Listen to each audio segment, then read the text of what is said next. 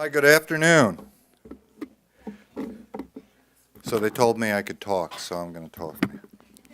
I'm Peter Lewis. I'm the Vice Dean for Academic and Faculty Affairs, and I'd like to welcome you all and people who will keep coming in as well, welcome them as well, to the IDEV Practicum client presentations.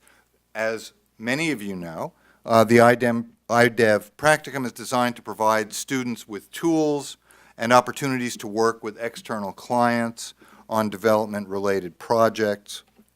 And students are also able to make contacts and to network with potential employers. The IDEV Practicum was created or established in 2013. It's managed by Dr. V Nogpal, Acting Director of the IDEV program, and it's now in its 5th year. So it's been a really impressive launch, and it is now really a pillar of the IDEV program. And what I can also say is that from the perspective of other programs at SAIS, notably ERE, but extending to others as well, the idea of practicums as an essential component in our student experience and in our curriculum is becoming more and more popular and more regularized. And probably at this point, the main constraint is the supply of clients, but we're working on that as well, and I think we'll get there quite quickly to a point where virtually any students who want to form a team and do a practicum will be able to do so. Certainly that's what we aspire to. Since the establishment of the IDEV Practicum, students have worked with a diverse group of clients and traveled to countries such as India, Mexico, Uganda, Vietnam, the Philippines, Sri Lanka, Cambodia, Egypt, Kenya, China, and Nigeria. Glad to see Nigeria's in there, for their field research. They've worked with clients to apply their research analysis and practical skills to create a final deliverable that may be implemented by the client. Over the past 5 years, the IDEV Practicum has grown in strength and popularity and has quickly become an essential part of the program. Each year, a growing number of students apply to be part of the practicum, which enables them to develop not only invaluable management, research, and writing skills, but also offers the opportunity to make real policy and programmatic contributions to international development.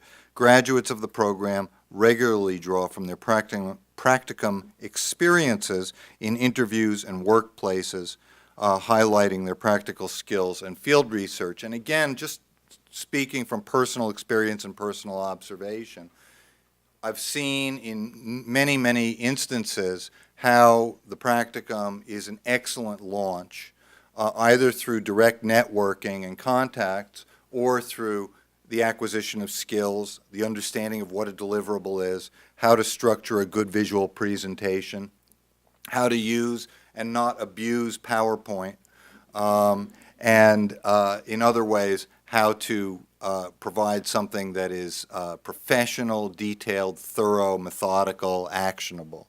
And I can also say from observation and experience that I've been in this town for quite a while.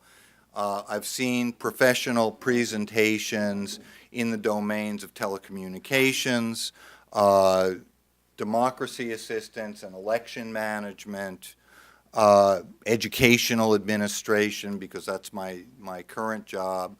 And from my experience and my observation, you all and our students in previous years are providing final presentations and final deliverables that are at the level of, or in many cases superior to, the professional products that people are paying serious money for to consulting firms. So this is the level at which you're working, and as you go on into professional careers, I can only expect that this will serve you in good stead and really be an excellent launch. So congratulations in advance, and I look forward to being with you for a substantial part of the presentations. Unfortunately, I can't stay for the entire session, but I'll look forward to hearing the initial presentations. In conclusion, we're always thinking about clients for the practicum for the future, and even if you are unable to collaborate with the IDEV Practicum, please feel free to let the IDEV program know about other clients who may be interested. Students always appreciate the opportunity to work with clients, and the practicum is an integral part of their 2 years at SAIS. So that's our pitch for those of you who may have ideas or people in your network who could be future clients. So I won't take up more of your time. Again, delighted to be here. Congratulations to another cohort, another year of successful practicums, and I will turn over the podium to Professor Nogpal.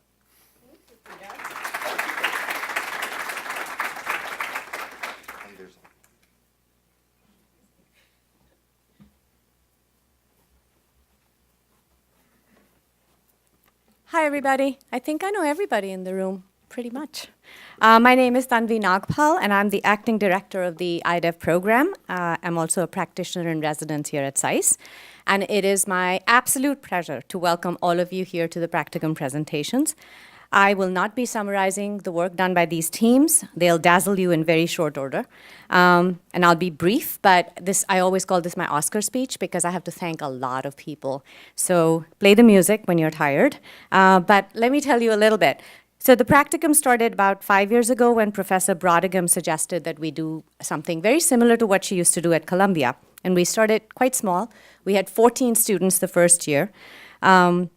Based on your feedback, however, the practicum has grown. Ada always reminds me that we're going to take no more than 20, then I end up with 24. And the practicum has become a real capstone for many IDEF students. So Peter's already told you about all the things it does, and most of you are here, you already know what it does and what it doesn't do. But what I want to say is how delighted I am to welcome back our clients and to thank them on your behalf. We have 3 repeat clients this year. The first is Athena Phenomics, which hosted its 3rd practicum team this year. And Vijay is not in the audience yet, but when you see him, please thank him and tell him that I thanked him. The second is the Global Alliance for Improved Nutrition, which hosted its 2nd practicum team, and Teal will be joining us shortly. I would also like to thank LV Prasad Eye Institute, which took a chance on us in our first year and had a team back with them this year. We really love creating and nurturing these relationships and hope that our clients will come back to work with us in future years. I'd also like to thank some people from those organizations, Vijay Bhalaki, Dr. Joshi, Geeta Kingdom, and Roshan Gandhi from Athena. From the International Finance Corporation, the CEO of the Small and Medium Finance Forum, Matthew Gamzer, and Lubna Shaban. From GAIN, Bonnie McClafferty and Teal Yelch in DC, and Tarun Vij and the whole GAIN team in Delhi. Dr. Rohit Khosla and Asha Lata Mehta from LVPEI, Nozomi Witherspoon from Waterorg, and Rachel Rose, who was an illustrious IDEV alumna not too long ago, and Quang Nguyen and from the Vietnamese team for IDE. I can't say enough to thank Allison Harwood, who is such a wonderful mentor to the Athena team and overall supporter of the practicum. She has introduced us to people, introduced her clients to people, and it's just amazing to have you with us today, Allison. Thank you. Thanks also to Lisa Tarantino for advising the LVPEI team. Just a little fact on Lisa. Lisa was in Deborah's first capstone practicum team at Columbia. So when Lisa came to us, she already had a history with IDEV sort of circuitously.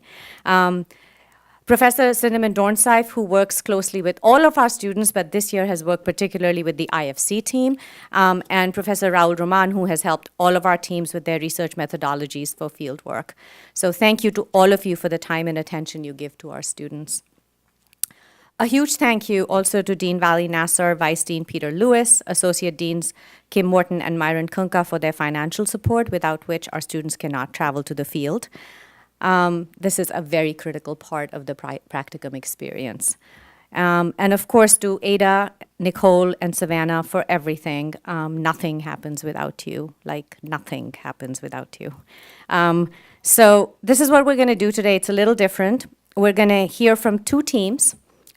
They will each speak for about 15 to 17 minutes. They've timed them, maybe 18. The first team has 2 separate products, so they are a little bit longer. That's why they're going first. And then we will have a joint Q&A. So 2 teams will go, a joint Q&A, 2 more teams, a joint Q&A, 2 more teams, and a joint Q&A. That's it. Please stay after the last team has presented and celebrate with us for our 5th birthday. We have a 5th birthday party today. And now I'd like to welcome the Athena team. They've worked so hard. Please give them and everybody else a big hand.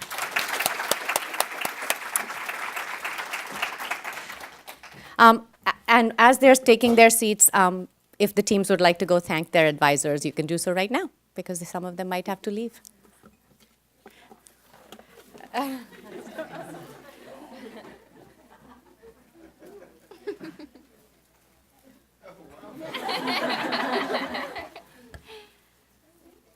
Thank you.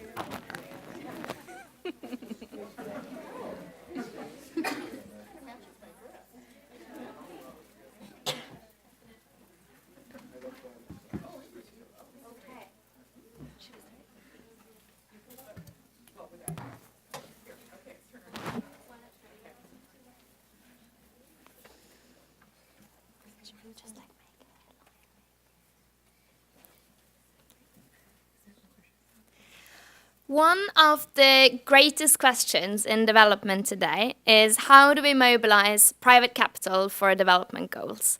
And this is exactly what we've been so lucky to be allowed to work on in our practicum work this year, utilizing something called the social impact bond, which is a very interesting new instrument in development.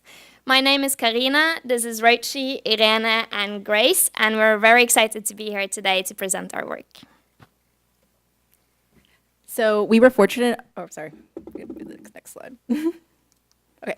We were fortunate enough to work with Athena Phenomics, who is a longtime partner of the International Development Practicum. And they are a policy research advisory firm with headquarters in Chennai, but also offices in Washington, D.C.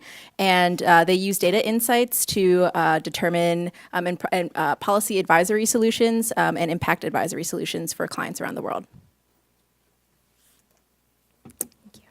And to say a little bit about why social impact bonds. And as many of you know, these are relatively new instruments. They were pioneered really in the UK. However, we're increasingly seeing them being applied in developing country contexts, which is really exciting.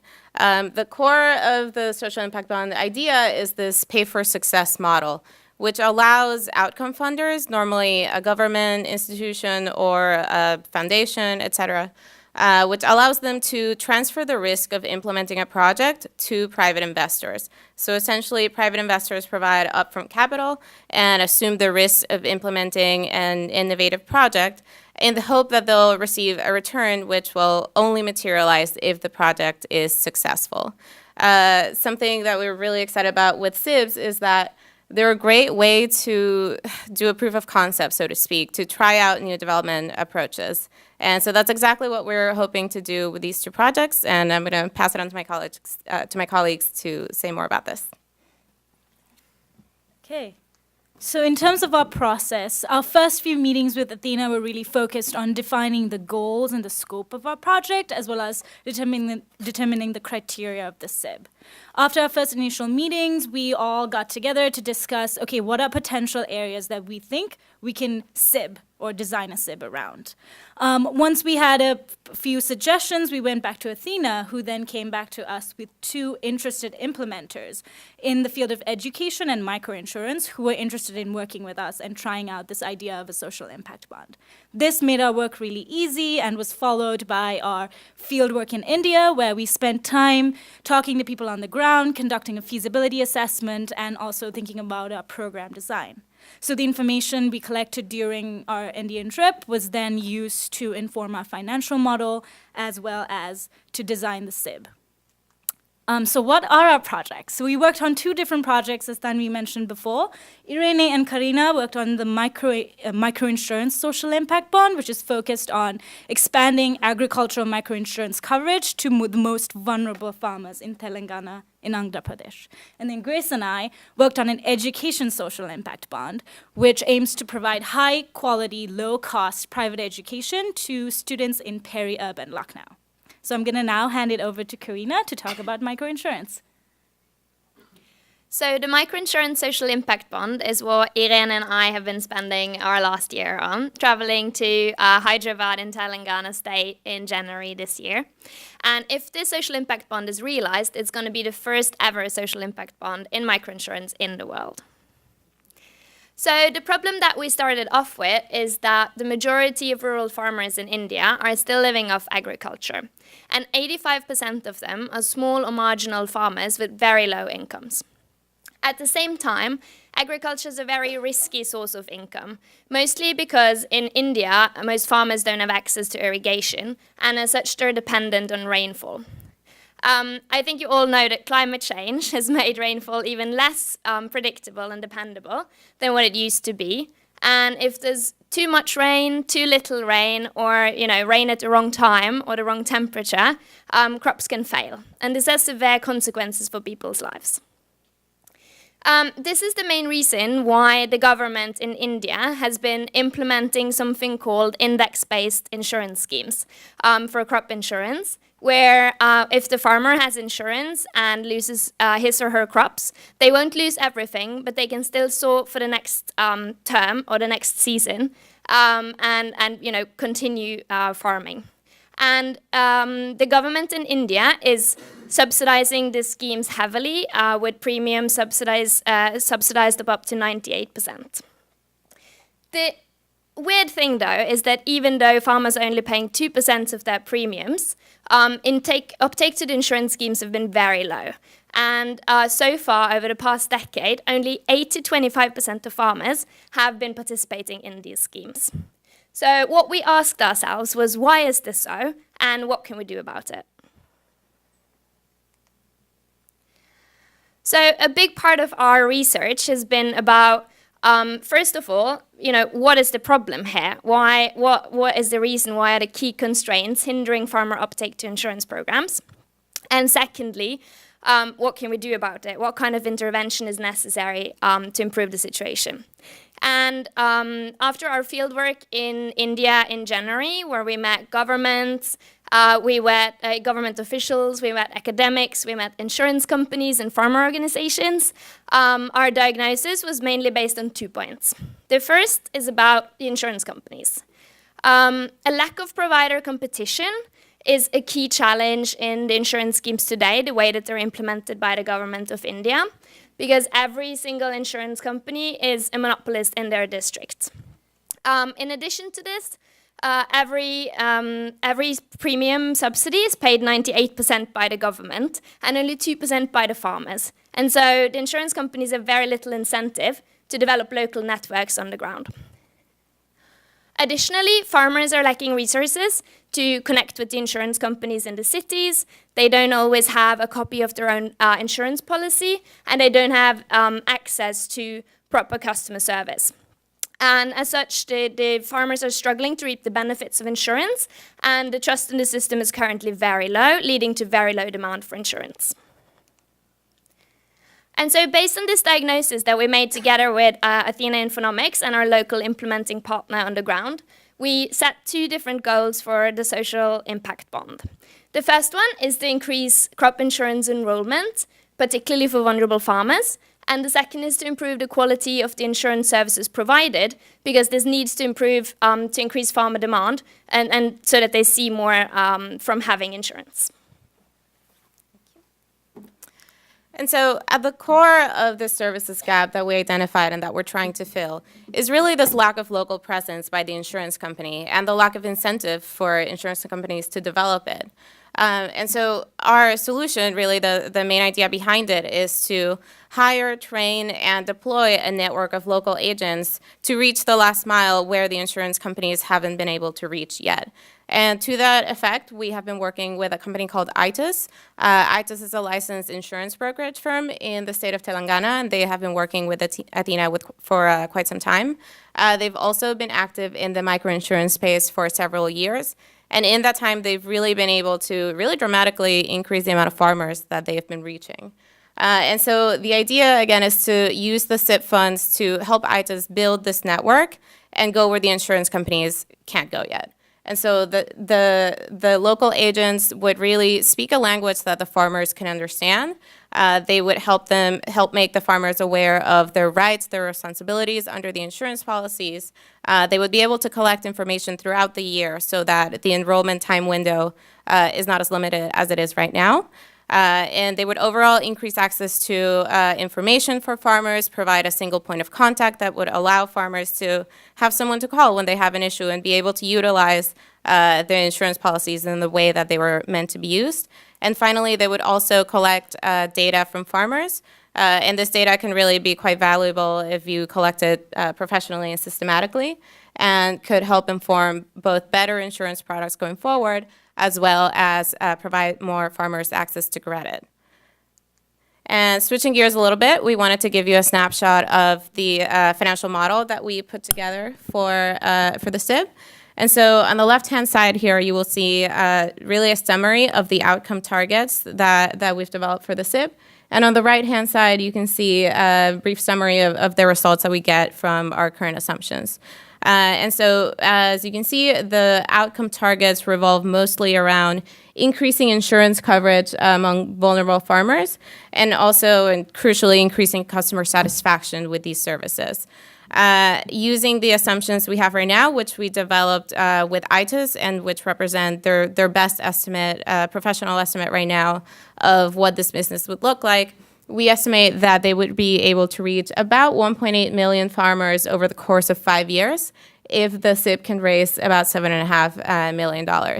And you'll see that the returns for investors vary, and they vary depending on how well the project performs according to these outcome categories.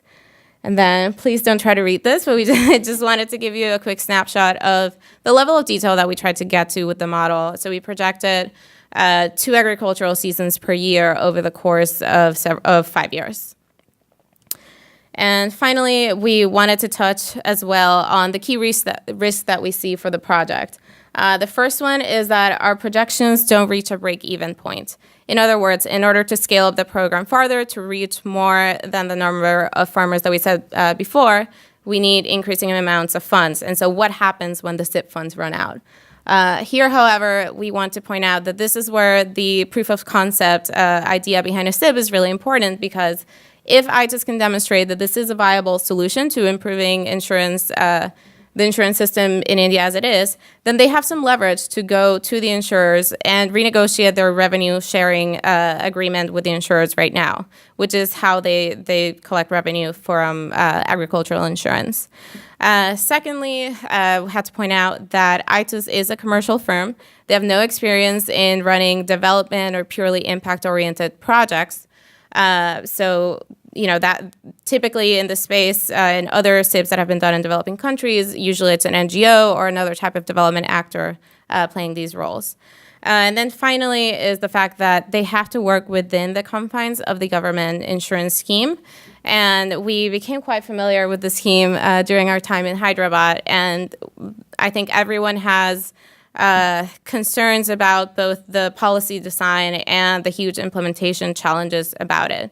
So it does pose a challenge that ITES has no ability to change the insurance system per se or the insurance products, and they have to work within this system. Nonetheless, we are really happy to report that ITES has secured a tentative yes from the government of Telangana to explore serving as a potential outcome funder for the project. And Athena continues to advise them on developing the SIB. So we hope to see more progress in the months to come. So with that, I will pass it on to Grace, who's going to talk about education in Lucknow.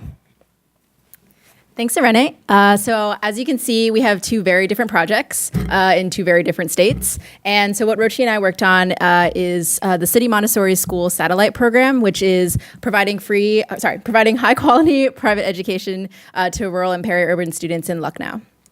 So, Indian public education is free and universal, especially since 2009 under the Right to Education Act, where it's constitutionally mandated. However, many government public schools are poorly managed, severely under-resourced, and highly dysfunctional.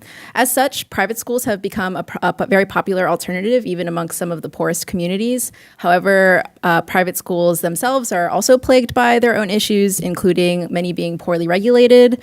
Even the ones that are of marginally better quality than government public schools still face quality challenges in terms of educational and development outcomes, and they still face issues of high transport costs for students who live and commute as far as 5 miles away, and which is validated by our field research on the ground, where we talked to some families with students who were walking or biking 5 miles, or they were paying just as much as they were paying in monthly tuition to be able to get a shuttle or a rickshaw to and from school on a regular basis. All of these are contributing factors to the widening gap in educational outcomes between urban and rural and peri-urban students. And so we've identified that in our willingness to pay surveys with parents on the ground, that they are very highly dissatisfied with the quality of the education that their students are receiving. And thus there's a widespread demand for a high quality, affordable private educational alternative. So as such, we identified City Montessori School as an ideal implementer. City Montessori School is a very well-known chain of private schools in Lucknow. They have 18 campuses and hold the Guinness Book of World Records for being the largest school based on number of pupils, which is 55,000 as of current. And so we had the opportunity to stay and observe and kind of see what these schools look like in the different locations, in contrast to our visits to schools in these rural and peri-urban areas, as you can see, which were in the pictures in the slide before. And so we identified City Montessori School strategically because of their strong reputation as a private educational provider, and also because they had the capacity and the resources to be able to implement this type of project. Okay, so having done all our field research, it really helped us narrow down what our target market or target audience is. So we decided that after our field research, the most deserving and underserved group of people were students who came from families that earn less than $5 a day. So that is what this SIB was then targeted to. Having identified this, we realized that our SIB is going to be targeted towards A, improving the quality of private education available to our target audience, and B, to lower the cost of that education. So in doing this, we spoke to CMS about how they wanted to approach the problem, and as the implementer, what they thought the best way to do this was. And after a couple of days of meetings, we decided that the best way to go about it would be to build 3 new schools in peri-urban Lucknow that would serve students from these demographics. Okay. So the program objectives were to increase education access to students, as well as to improve educational outcomes. I'm not going to go through all of the different action items under each of the objectives, but 2 of the things that we think is really cool and something that's really different about the education that we plan on providing is skill building through music, dance, and computer curriculums, which is currently not available in any of the low-quality private schools available to these students. And also, CMS has their own character building and moral development classes, which really help students in terms of personality development, which will be included in the new curriculum funded through this SIB. So we're very excited about that. So again, just to talk a little bit about modeling the SIB, we also created a financial model. On the left, you see our payment equation. And on the right is kind of the target number of schools we plan on funding through the SIB. Each school will serve about 1,650 students over a course of 4 years, which is how long the SIB will last. And we will serve around 5,000 students in total during this time if everything goes well. Something a little bit different about our SIB was that CMS believes that, so we need to build 3 different schools, right, to do this project. But in general, a social impact bond is designed around a program that achieves certain outcomes and not an infrastructure project. So it is rare, or unheard of almost that you would cost in the construction costs into a social impact bond, which is what City Montessori School wants us to do. So while we explain to them that it is not a very good idea, our financial model compares both of these scenarios to tell them, okay, this is the cost of, this is the ticket size of the SIB with construction and without. So you see there's about a $3 million difference with and without construction in our SIB. Again, you don't have to try and read this slide. This is just, some of the detail in our financial model. But again, to drive the point home, we did some unit economics and calculated that if we did take into account construction, 50% of the money spent per head would be spent per student would be spent on construction and not the program. So, which is why, again, we strongly state that this SIB should be modeled without construction in the program. So very similar to the microinsurance SIB, we've identified several key risks that could affect the success of this program. First is that it remains to be clarified exactly what the investor preferences are, which could shape or ultimately change the activities that are under this program. And that's something that we really strongly suggest is one of the next steps in further developing and ground truthing this program. Secondly, there are very complex governance and competing mandates at play, both in terms of, like what I mentioned earlier, in terms of the government being constitutionally mandated to provide free and fair education. Thus, this really puts them in a crux because they're not able to be an outcome funder for this type of program because it's unconstitutional. And so that forces the lens to really shift towards non-governmental outcome funders. And on top of this, CMS also has a tense reputation with the government at the local and state levels, particularly because of other factors that are at play in the private education sphere at the current moment, and also just the relationships and the dynamics between the players who are there now. And so we've really identified this as a key barrier to success and hope that it's possible for a continuous dialogue to be able to at least get everyone on the same page so that even if the government has a very different approach to how they would like to see the same objective achieved, that these two actors and players are not conflicting against each other.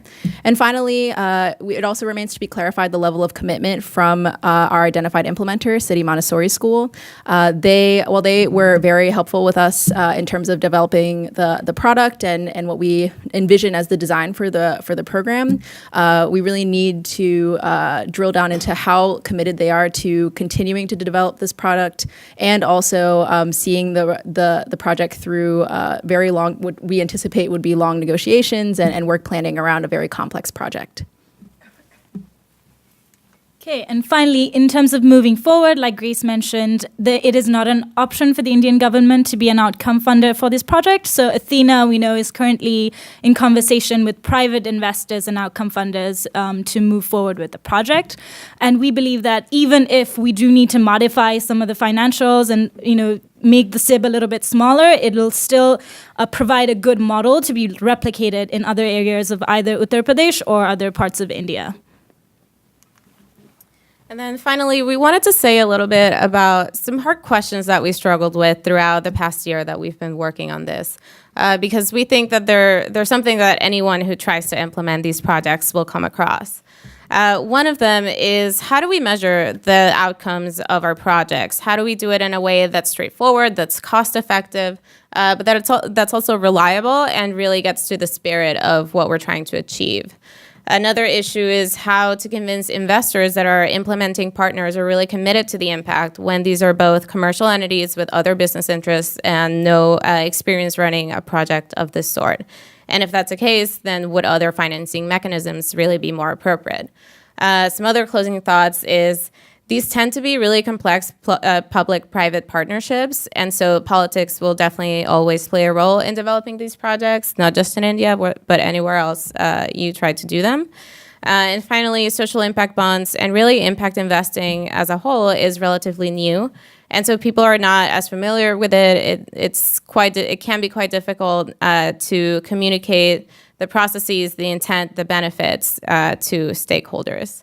All of that aside, however, we think these are both really exciting opportunities and really innovative potential solutions to some really hard problems. And so we really want to thank Athena for the opportunity to work on this project, as well as SAIS IDEV for their relentless support of our project. Thank you, and we welcome your questions.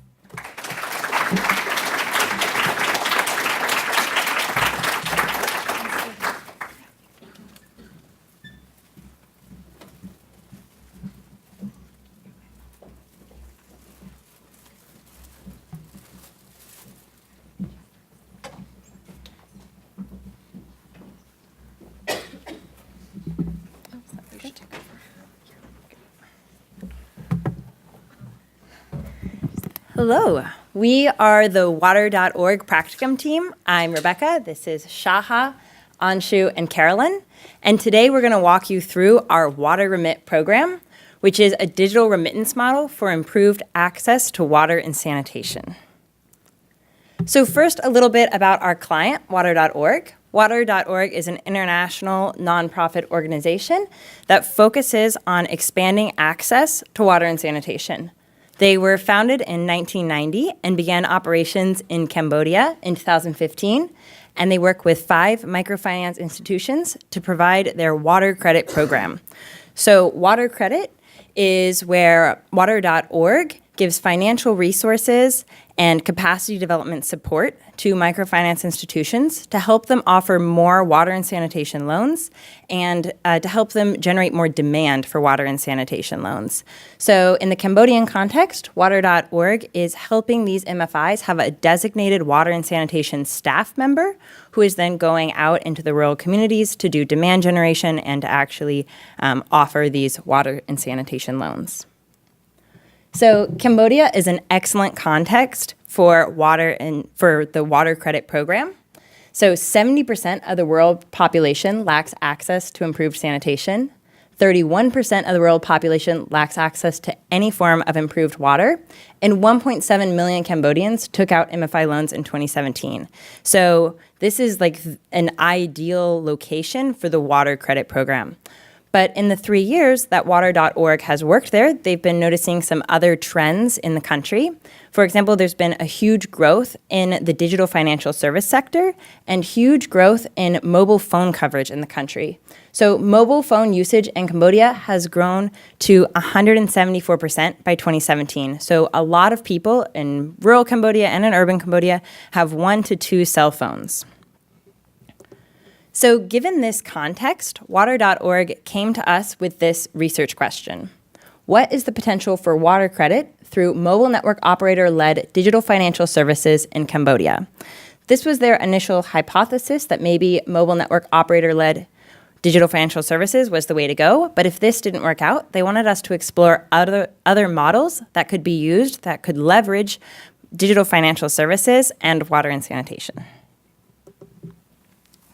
Thanks, Rebecca. So with this research question in mind, we spent most of the fall semester doing a market landscape assessment, and through the assessment, 3 major issues came up. The first was that the MNO-led model is not possible in the short term because to handle their customers' money without a bank, an MNO would require a specialized banking license. These licenses are pretty hard to come by. Currently, less than 5 organizations in Cambodia have a license. In addition to this, we realized that payments in Cambodia are not digitized in the sense that we understand them. So Cambodians aren't using their phones to simply transfer money like we do with Venmo. They're actually going to a local agent, handing the agent their phone, and then the agent does the transfer for them. So although the DFS sector is growing and a lot of people are using phones, it's still not digital. In addition to this, we realized that the government in 2017 established an interest rate cap for microfinance loans, which would likely discourage the MFIs from giving out smaller loans, such as the water credit loan.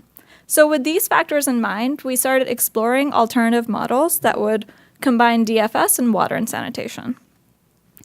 So when we got to Phnom Penh in January, we had 3 main objectives for our field research. The first was to fill in any gaps in our market landscape assessment. One of the issues that we discovered is that most phones in Cambodia don't support the local language, Khmer. So we were trying to figure out if that is the only barrier or if there are other issues in the way. In addition to that, we wanted to understand how much the MFIs are hurting due to the interest rate cap. Our next objective was to gather feedback from Water.org's water credit clients, and we did this through focus group discussions and convenience sampling. Finally, we wanted to test out alternative hypotheses, such as the community level loan, where a large group of people, perhaps a village, takes out a loan to fund a large project such as piped water for the area. We were also considering a pay-go model where an individual pays for a service for a certain amount of time, and if they stop paying, the service is cut off. This has been pretty successful with electricity, but we weren't sure if it would work out with water or sanitation. So we spoke to a bunch of stakeholders in Cambodia during those 2 weeks. As I mentioned, we spoke with Water.org's water credit clients. We also spoke with their partnered MFIs. In addition to this, we met with banks and payment service providers that had digital services to understand what their services are and what their target demographic is for their clients. And within the payment service providers, we also managed to speak with Wing, which is Cambodia's largest and most well-established payment service provider, who also has a specialized banking license. We also spoke with the water and sanitation social enterprises, piped water suppliers, and latrine manufacturers and suppliers to understand their cost of operation, what areas they're working in right now, and what the scope for expansion is. Finally, we decided to speak with the Garment Manufacturers Association of Cambodia, or GMAC, because they had recently entered into an agreement with Wing to transition their payroll services to digital. So halfway into our field research, we kind of hit a roadblock where we realized that most of our hypotheses were not viable. We were feeling pretty discouraged at this time, and we went for a mid-trip check-in and brainstorming session with our client to go over what we'd learned.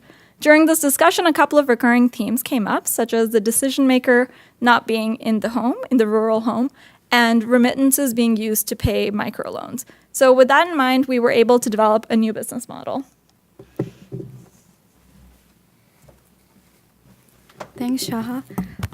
So like Shaha put the context up, we basically realized that the hypotheses that we had gone into the field with were not viable anymore. And we were facing these very obvious hindrances. And so we decided to approach the model not through the solutions that we had gone into the field with, but look at it through the problem side. So, working with the grain, if you will. And so we decided to look at the two problems, and the two main problems that we faced were that at the household level, the families that Waterorg was targeting, they all had they had family members who had migrated to urban centers to work at, let's say, garment factories very commonly.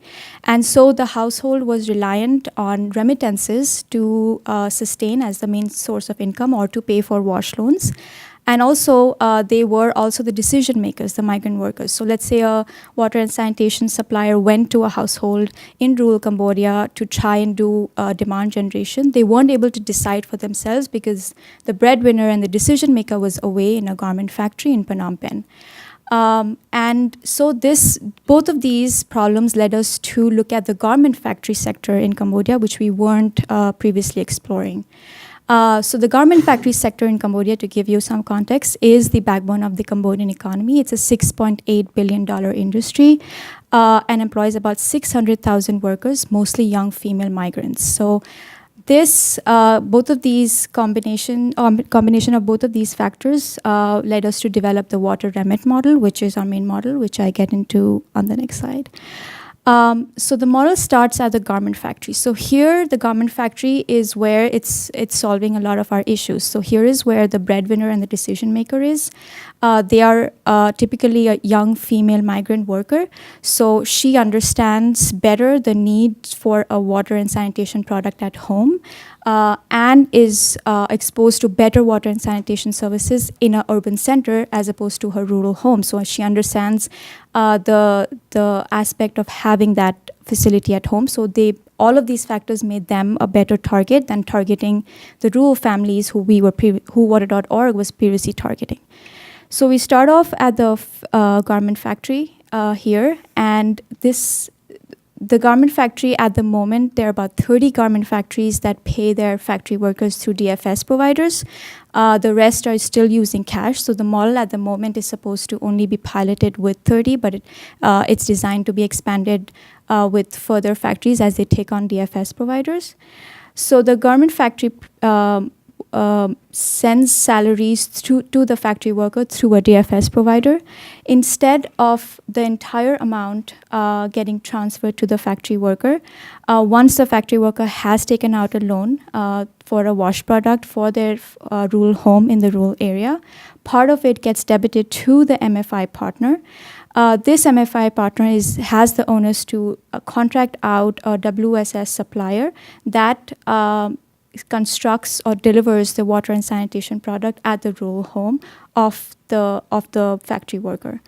And so this step reduces actually transaction fees. So earlier what was happening was the factory worker was sending remittances to the rural home, and then the rural home family member was then making another transaction and sending it back to the MFI. With this, we are cutting off one whole transaction level, and we're also targeting the right people, which we weren't previously, Waterorg wasn't previously doing. But we understand there are some risks involved in this model, which Caroline will next address. Thanks, Anshu. As Anshu mentioned, when we were designing this model and trying to determine the flow and the stakeholders involved, we did recognize that there were risks at the micro, meso, and macro levels within implementation. So to take a look at the micro level risks, the first risk that we identified is if the customer loses their factory job, which then means they no longer have an income to make these payments towards the loan. We actually realized that this affects two different stakeholders within our model. It affects the MFI, who's providing the loan, and also the factory worker, who no longer has the income to make the payments towards the loan. In terms of mitigation for the risk for the MFI, we are ensuring, Water.org will ensure that when this MFIs have a standard credit assurance process in Cambodia, whenever they are approaching new loan clients or attempting to give out a loan. And we are going to make sure that this same process is done for these water remit customers. So what's in actuality, this water remit loan will not be any riskier than any other loan that the MFI is providing. However, from an international development perspective, our bigger concern here in terms of the risk is actually with the customer, because the customer, once they lose their job, no longer has income and will likely struggle to pay back this loan that they're now indebted to. What is really interesting to note in Cambodia, however, is that the garment factory sector actually has a lot of turnover, which implies that the supply is actually greater than the demand. So we're hopeful and optimistic that if a customer does lose their factory job, within a short period of time, we hope that they will be able to secure new employment at a new garment factory sector to make these payments. For another micro level risk, we identified if customers are dissatisfied with the quality of their water sanitation product. We see this as an opportunity for Water.org to supply capacity to water and sanitation service suppliers to make sure that this product, once it's installed, that it's installed well and that the quality remains at peak throughout the lifetime of the product. On a meso level, we are concerned with the risk of low demand for digital salary payments. As Anshu mentioned, currently 30 garment factories in Cambodia are using Wing to pay wages to their workers. This is out of the 600 factories that are currently members of the Garment Manufacturers Association of Cambodia. So there's a lot of room to grow. And what was interesting is when we spoke to the Garment Manufacturers Association of Cambodia, they said the primary barrier for this expansion is actually at the factory worker level. Cambodia is largely still a cash-based economy. The digitization and the digital atmosphere is growing, but trust is still low. So we are hopeful that as this progresses, as the digital ecosystem progresses in Cambodia, and there is more trust in these digital payments, the demand will also increase for salary payments at the factory level. Another risk that we identified is that the quality and the capacity and the geographic reach of water and sanitation suppliers. This is kind of an unknown to us at this point, and we do see this as an opportunity for Water.org again to provide capacity to water and sanitation service providers. We also want to ensure that the rural family who is receiving this product is matched with the water sanitation supplier who has been either in their region or closest to it. And then on the macro level, a risk that we identified is new tariffs on the garment industry. If these tariffs are large or severe enough, there definitely is a risk that smaller factories may shut down, which really constricts our market for this water emit expansion. And also, we assume that if these tariffs are enacted, that factories will have less of an incentive to raise salary above the legal minimum. So this may affect these decision makers and these factory workers in using part of their income to then go towards a water or sanitation product. Finally, as international development students, the last macro level risk that we really focused on is the risk of an indebtedness crisis. We do know from our research and from our fieldwork that Cambodia is incredibly saturated in terms of microfinance.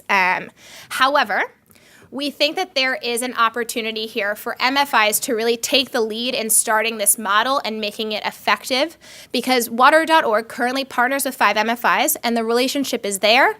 And we do think that microfinance institutions are really the only stakeholder within this model that have enough capacity to make this model currently run well and effectively. However, in the future, we're hopeful that as the capacity of other stakeholders increases, that we can actually phase out the MFI and no longer require this to be through a microfinance loan. All these risks, oh my gosh, I'm so sorry. I don't even think that was my fault. I can just tell you. It would be more fun if you could see it, but oh, okay.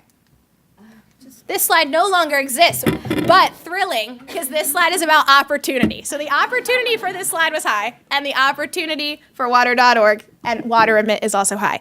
So what's great about Water Emit is, first of all, that we're really excited that this model is going to be able to leverage digital financial services for Water.org's water credit model. And what's really exciting about this is Cambodia really is on the precipice of digital financial, the ecosystem of digital financial payments really taking off. And we think this is the perfect time and the perfect opportunity for Water.org to really jump in and to expand their services and their reach through these digital financial services.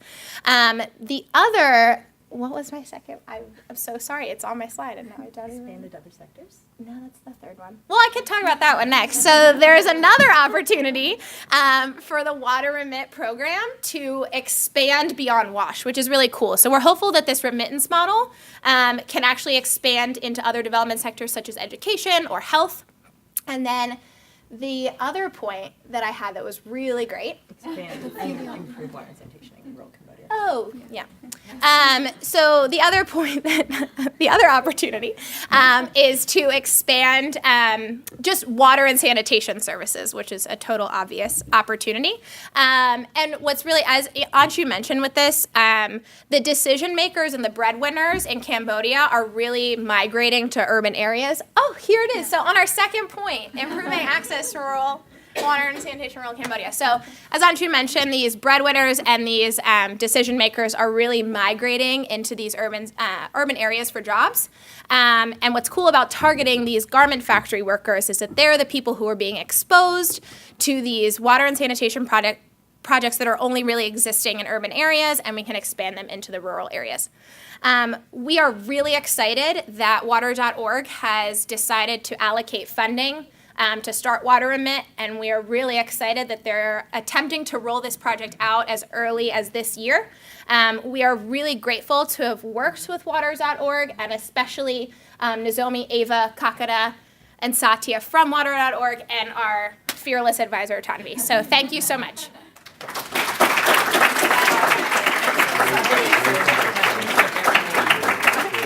I think they're coming back. Questions for either of the teachers? Yeah. Sit down.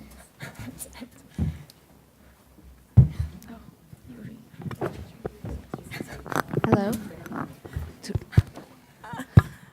Hi, thank you for your presentation. I have a question for the Water.org team. So actually, Carolyn mentioned that only 30 out of 600 garment factories are using this product as of currently. And I was wondering, what is the realistic likelihood that this product will be scaled and expanded to other garment factories? And is the Water.org planning to work with multiple or single digital financial services provider? Yeah, so I can start off and then I can tap you in. Yeah, so I think to start with your question, Shaha and I had the opportunity to meet with someone at the Garment Manufacturers Association Cambodia, and he was the one that actually told us about GMAC partnering with Wing to use digital financial services for payments through factories. And what's really great about this is that there actually are a lot of incentives for factories to adopt using digital financial services. It saves them a lot of opportunity costs, and just they actually what's really cool is they actually offer a bunch of cool rebates with the program too. So it's actually really beneficial for everyone in the process. So as I mentioned, I think as trust in digital payments increases at the factory worker level, I think that this will expand wildly. So I think as they become more used to receiving payments or sending payments through a digital platform. And then do you want to talk about the expansion since they started with GMAC? Yeah. Is this? Yeah. Just to add, GMAC signed this MOU with Wing about 6-7 months ago, and they already have 30 factories on board. So I think in another year, they'll at least be able to double, which is a significant number of factories. And for the DFS provider, right now our model is only using Wing because it's the largest and has a really big scope. But all the MFIs use a bunch of different DFS providers, so it is possible to expand if they're offering digital payroll services to factories.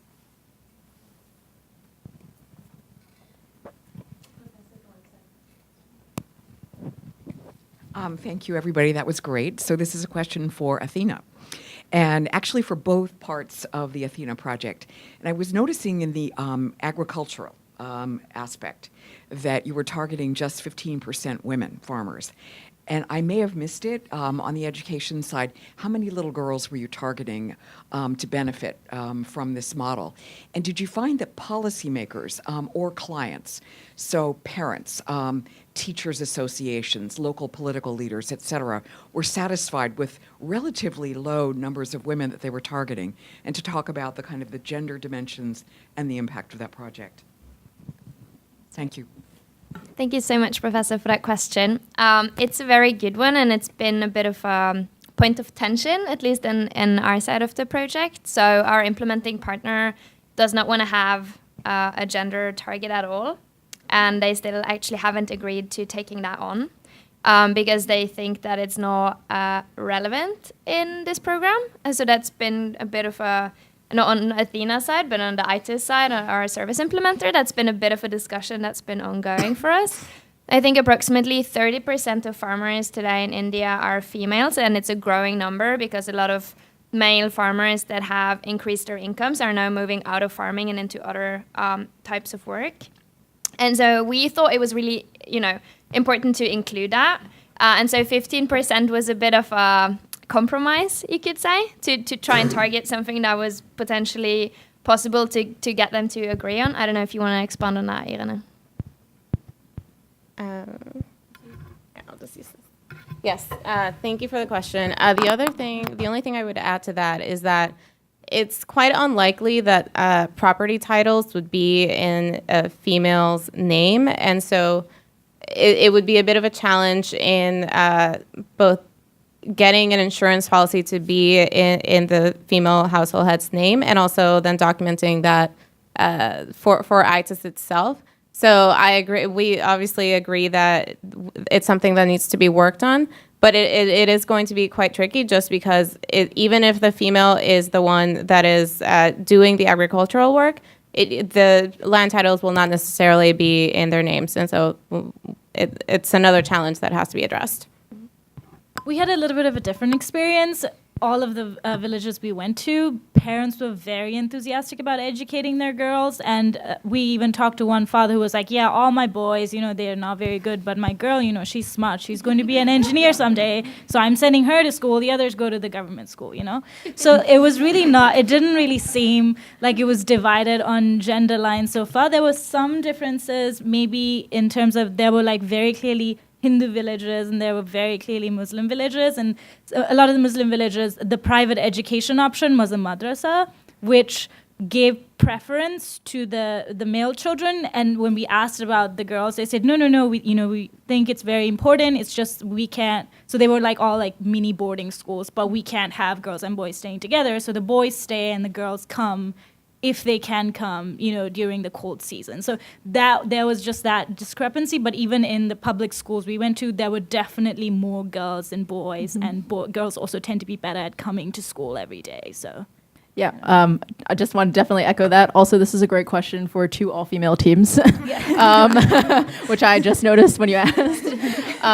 But yeah, just really to echo, like there were some. I think initially that would have been a really big concern for us. But both at the CMS level, where they're operating with tuition costs at like 100,000 rupees a year, they don't set gender targets in their 18 campuses. But they're also very different contextually from the rural areas that we visited, most of which were who we talked to, and we talked to primarily female students. And even in terms of transport, you would expect maybe concerns about safety if you're traveling long distances. But the story that I cited with a girl, or the person who was traveling 5 miles by foot each day was a girl, she was like in her teens. So they're all very committed, I think. And so, but it is, I think, definitely needs to be built into the impact considerations and really very specifically putting that into our considerations. Can I add a general comment on that as well? So I used to work on normal grant funded development projects before going to SAIS, and I think one of the main issues that we've had that Irene raised at the end of our presentation is that setting targets for a social impact bond is very different than setting targets for a grant-based program, in the way that you need to have targets that private investor thinks are possible to reach. Because all of the payments to private investors are based on meeting that exact target. And so when I worked on a grant-based development program, we set ambitious targets hoping that we would get there, while here we've had to model absolutely everything that we're targeting very specifically, because if we can't convince a private investor that it's likely to reach that target, we're not going to get private funding. And so it's a bit of a different way of setting those targets, and something like 15% in our case was based on our model, something that we thought was likely to reach. And so that's possible to get private funding for. So it's a bit of a different discussion, and it was a difficult discussion that we were having. We have time for one more question.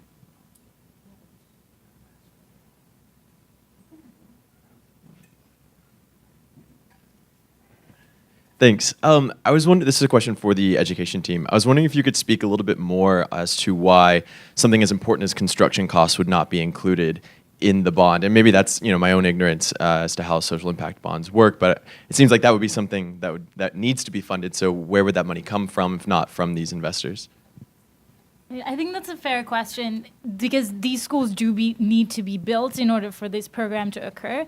But the thing with the social impact bond is the bond essentially funds the program and not the building of the school. Because if I'm an investor and I'm putting my money, and I'm the person who's coming to me saying, I'm taking your money and then I'm going to educate these students, and if 50% of the money that I put in, or more than 50, is going towards building a building, and then I don't know if the other 50% is going to be enough to educate these students, I'm not going to be that happy, because I only get my money back if those students pass a certain threshold of education. So this is another conversation that we had with Athena, in the sense that, okay, we don't think this is a good idea. How can we fund? So would we bring in an impact investor maybe to fund just these 3, the building of these schools? Or could potentially CMS, City Montessori School, take an equity stake and maybe put some of their own foundation money into building these schools, knowing that then the running will be funded by the social impact bond? Yeah. So I think so this was actually, it's on a bigger question that we really wrestled with, that we only kind of realized after coming back from the field, and it was hugely invaluable being able to go to the field and actually talk with the operations manager of the school and literally sit down and talk about all of the unit economics assumptions. And that's not something you can get from reading reports. And what's not in the reports is, I think, the question of when is a SIB appropriate, and this is, I think, for both projects we've struggled with this. When is it more appropriate to look at direct financing from some other sort of mechanism, and why not a SIB? Whereas a SIB is really you focus on the outcomes of the program, hence the emphasis is for the funding to go towards the program that should be advancing the outcome. And in this case, construction is not directly related to that outcome at all. Like, you can build the school, but no one will come. And that's something that we came back and we were thinking, honestly, like, is this a SIB? Like, we're not really sure. I mean, like, the need is there, the demand is there. Like, there are students and parents who want this, and there's an implementer who can do this. But is it the right, even with all of these right conditions in a nascent environment, like, is it the right thing to do? So, I mean, it's a question we have not really answered. Thank you, guys.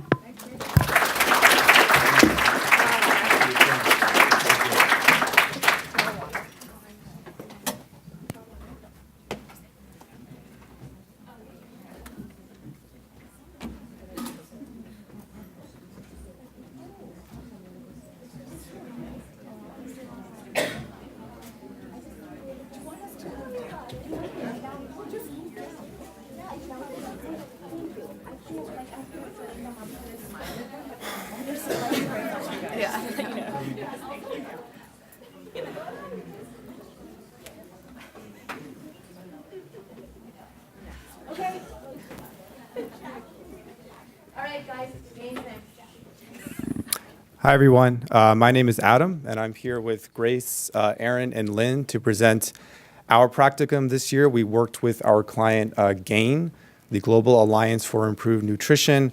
Our fieldwork took place in Delhi, and basically our work was to see how feasible it would be to fortify the ingredients in street food in order to make it healthier. Okay, so just a brief outline of our presentation. I'm going to start by giving some background about our practicum. Grace will go into more detail about our project. Aaron will discuss the results, and then Aaron and Lynn will talk about entry points for a possible future project aimed at street food fortification. Okay, so first, a little bit of background. So this is a typical scene from the streets of Delhi. You see here a street food vendor with his cart and his customers, and you will see many more pictures like this throughout our presentation. A little bit about our client GAIN. So they were launched by the UN in 2002 with the aim of addressing the issue of malnutrition. And so they work on projects around the world to try to improve the diets of the world's poor. One thing they focus on a lot, especially in their India office, is fortification, and that would actually end up being the focus of our project for this year. So why does street food matter? So first of all, there are a lot of people selling street food. So just in India alone, there are 10 million people on the streets of cities like Delhi selling food and goods. And given the informal nature of the sector, there's actually probably a whole lot more. And then there's a lot of people who are consuming street food. So globally, street food makes up to 50% of your daily energy intake. So that is a lot of street food being consumed. At the same time, however, the people who are eating street food are not necessarily getting the nutrients that they need. So in India, for example, just over half of women and a quarter of men suffer from iron deficiency. So this malnutrition has enormous economic costs. So in India alone, it contributes to something like $12 billion in losses to GDP. So clearly a lot of good could be done with a project to fortify street food to make it healthier. So who are the street vendors? On the left-hand side here, you see a picture of a typical street vendor that we encountered in Delhi. Typical, except for she is a woman, and everyone else that we met was a man. So when we saw her, we were very excited to hear about her story. She basically, like everyone else, is there just to make a living. She's kind of barely getting by. You see her, she has her cart. She makes one or two things that she sells. She doesn't really have a lot of business skills, and she's not really sure how she can really grow or improve her business. Now, on the right-hand side, you see what you probably imagine street food to look like here in the US, in DC. So you have your big food truck and your fancy kitchen inside selling a variety of products, which is very different from what we encountered in Delhi. And then who are the consumers? Mostly men, almost all are men, lower income, daily wage laborers, and they are attracted to street food because it is quick, it is cheap, and it is fried. So in their minds, it's actually healthy because it's freshly cooked, even though in reality, it actually often lacks basic nutrients. Thanks, Adam. So I'm going to talk about how we conducted our project now. So we, as Tanvi mentioned, we aren't the first SCICE team to go work for GAIN in India. Last year, the SCICE team went out to do a rapid appraisal of urban nutrition in New Delhi. This year, the GAIN team asked us, could we look at one element in particular, street food? So we did this deep dive into the street food environment. As our project went on, our research evolved, and we focused primarily on the question of, is it feasible to do a fortified food project with street food vendors? I want to explain briefly what we mean by food fortification. That is the enrichment or the adding of micronutrients to staple food products. For our team, this meant looking at the feasibility of adding vitamin A, D, B12, iron, and folic acids to the wheat flour, oil, and salt used by vendors. We started our project and primarily we focused on survey guides and observations as a means to understand what the street food environment looked like. So that was involved talking to vendors, but also interviewing consumers and interviewing retailers to understand things like consumer preference, business practices, and the supply chain. We focused on two areas initially in particular, Shahadra and Mandawali, which is the dot right below Shahadra. And then we added in Kaliampuri later. These locations were chosen in consultation with NASFI, the National Association of Street Food Vendors.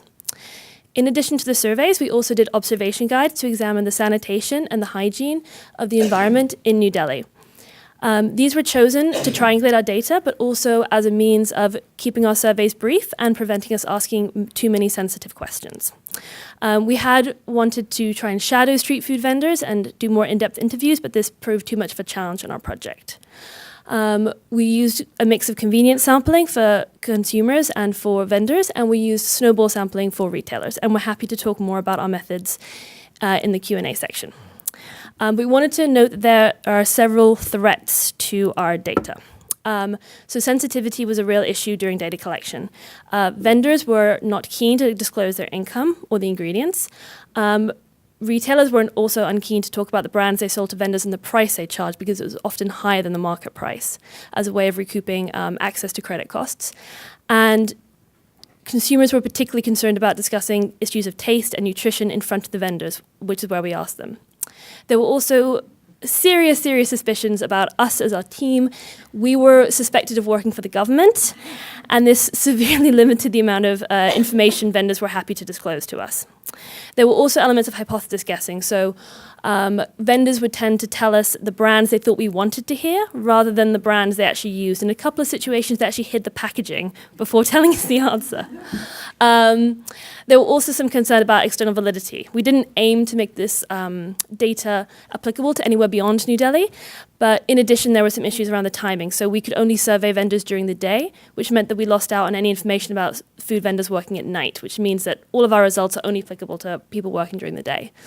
We also went during January, which is a dry month, and researchers told us that actually during the wet months, food consumption is a lot lower, street food consumption is a lot lower because of concerns about contamination. So there are some threats to our data. In addition to our surveys and observation guide, we also did a stakeholder analysis before leaving for New Delhi to understand who were the actors influencing and had interest in this space.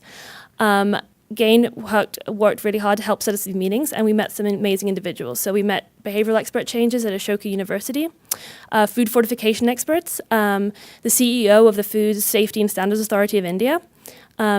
We also met municipal government bodies and with NASFI, who are helping to empower and organize street food vendors. Thanks to them, we were able to pull together the results that Erin will now discuss. So I'm going to talk a little bit about the results that we found and how that's informing the entry points that we've identified for GAIN to engage with street vendors in Delhi. So I just want to give a few main takeaways first. Most importantly being that street food is a really great potential conduit for food fortification. As has been mentioned, it's very popular, cheap, relatively filling, so it's really part of the integral food environment in Delhi. And fortification is a very new topic in India, so it's just been within the past year and a half or so that the large brands have started introducing fortified products into their lines, and they're just beginning to come out with consumer campaigns to really get people to buy these products. So it's a really great time for GAIN to be engaging with the brands and in raising consumer awareness. But we have identified a lot of challenges in the fortification space that really shape the entry points that we've identified. So firstly, there's really no demand right now for fortification among consumers. There's no awareness of what fortification is, the benefits, so there's really no incentive for street vendors to provide fortified food. As Adam mentioned, there's very small profit margins, so there's a lot of risk for vendors to change the ingredients that they use or their business practices to fortify their foods. And a lot of the vendors that we spoke to were using unbranded flour, which is produced at small-scale mills right in the neighborhoods. And for these millers to fortify their flour would be very cost-intensive. They might have to invest in expensive equipment, or it would require them to use a premix, which they might not know the right amount to put in. You would have quality assurance problems. So this is a really big challenge to a fortification project. And the government responsibilities in this space are very vague. There's different government bodies who are responsible for the hygiene, the sanitation, the fortification, the licensing. And then on top of that, there's different bodies who monitor all of those aspects. So that creates many challenges.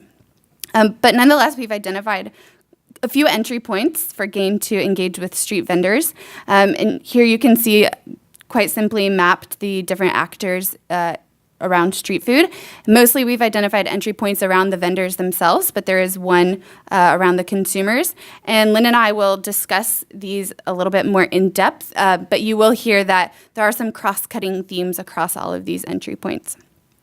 So just starting at the bottom with consumer demand, like I said, there's really no consumer awareness of what fortification is in general or the benefits that it offers to your daily diet. As Adam said, most consumers thought that the street food was healthy because it was fried. So really the health component is really seen as a measure of how much oil is used. So it's important to emphasize the micronutrient portion of fortification and how that's a health benefit. But in raising consumer awareness, it's important to target the different types of consumers. You might typically expect that a nutrition project would be aimed at women and children, but most of the consumers that we saw were men. So it's important to emphasize how fortified and healthier food can make you stronger, give you more energy, contribute to your work productivity. So you can see in the top right, there's this +F, which is the logo that the Food Safety and Standards Authority has developed and which they're trying to put on all fortified branded products. And they've just started consumer awareness campaigns for people to understand what this +F logo means. And just last month, they launched the first campaign around vitamin D, which is for now focusing on school children. But they do intend to roll out more campaigns on different aspects of fortification and different nutrients in the future, although during our fieldwork, they did not quite know what that process was going to be for rolling out these different campaigns and who they were going to target yet. So secondly, many of the vendors that we spoke to really want to grow their business. They make just a few dollars a day right now, which is just enough to invest in their next day's worth of ingredients and to cover their basic household needs. But many of them do want to grow on a larger scale. Nonetheless, they didn't quite know how to do this. So something as simple as just moving your cart from one side of the street to the other, or maybe offering a different type of food that's different from the people around you was really not a consideration for them. And because their profit margins are so low, changing their business practices is quite a big risk. So this is fairly common in the region.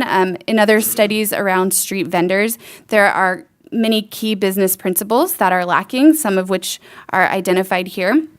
But we think that if there's consumer demand for fortified foods, vendors are really going to be able to respond to that and in turn increase the amount of consumers that are coming to their carts, potentially be able to increase their business through this method. And mobile technology has been identified as a really great potential conduit for doing this. When we spoke with the behavior change expert, she expressed that sharing business tips to vendors through some sort of mobile platform could be really effective in this space. And at the same time, street vendors in other areas of India have really been able to leverage mobile technology to grow their businesses as well. So for example, using messaging platforms like WhatsApp to share with their networks when their food is cooked for the day. So there's a lot of interesting potentials for using technology around business.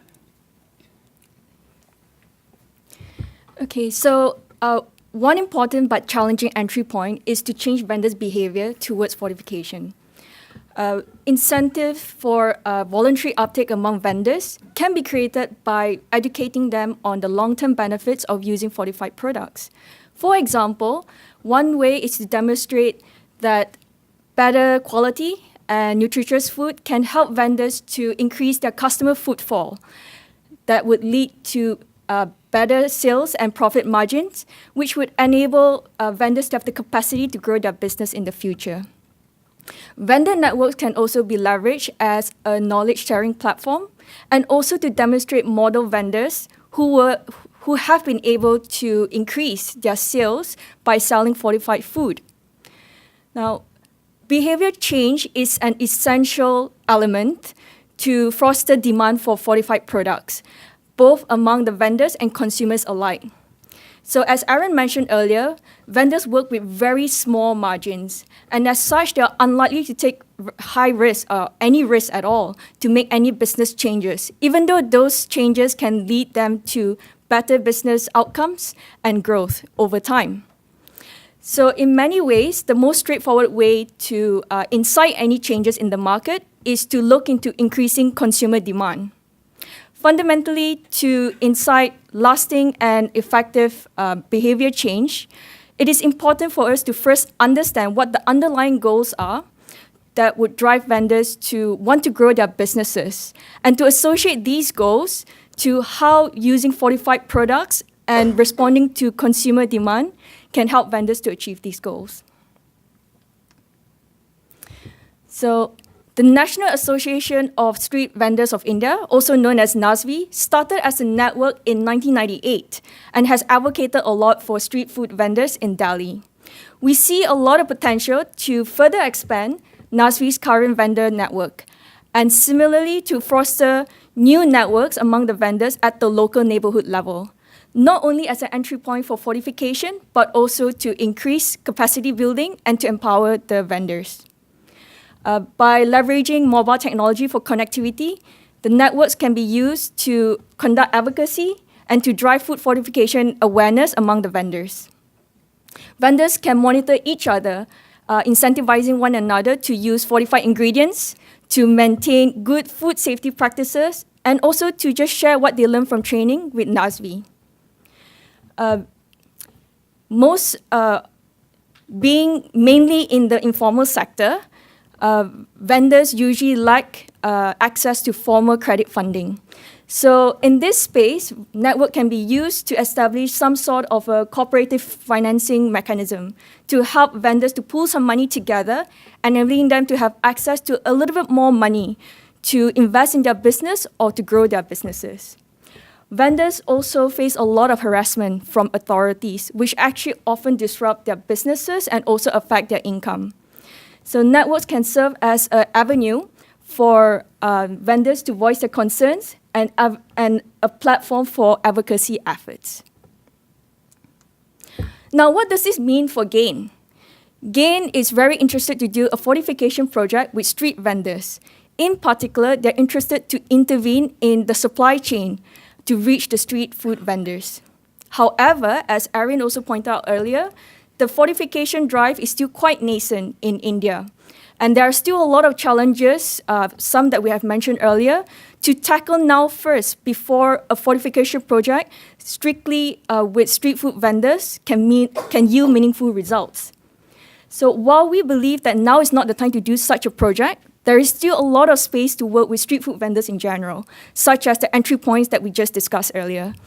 For the moment, GAIN can focus on initiatives to improve hygiene and sanitation, to advocate for the informal sector, and to continue building networks with the street food vendors, strengthening the existing one to develop a more conducive environment for fortification.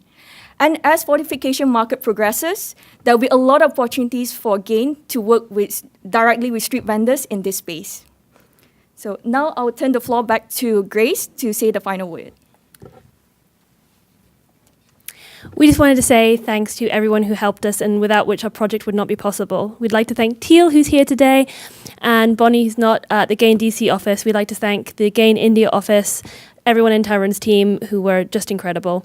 And to our advisors, to Tanvi, to Jess Fanzo, to Shanna Dawns, and to Akansha, who walked through miles and miles and miles of New Delhi with us. And we welcome your questions.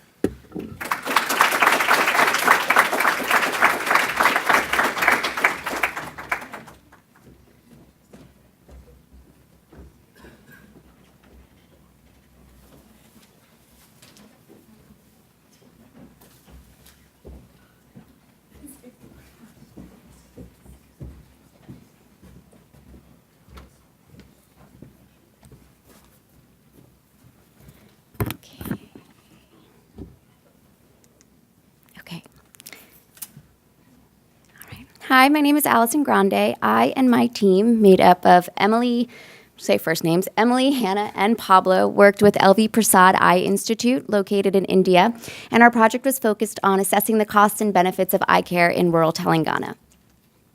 So LV Prasad Eye Institute, also known as LVPEI, is a nonprofit eye care institution that has an extensive network throughout 4 states in India, mainly in the south. As you can see, and their main campus is in Hyderabad, and the focus of our work took place in the state of Telangana.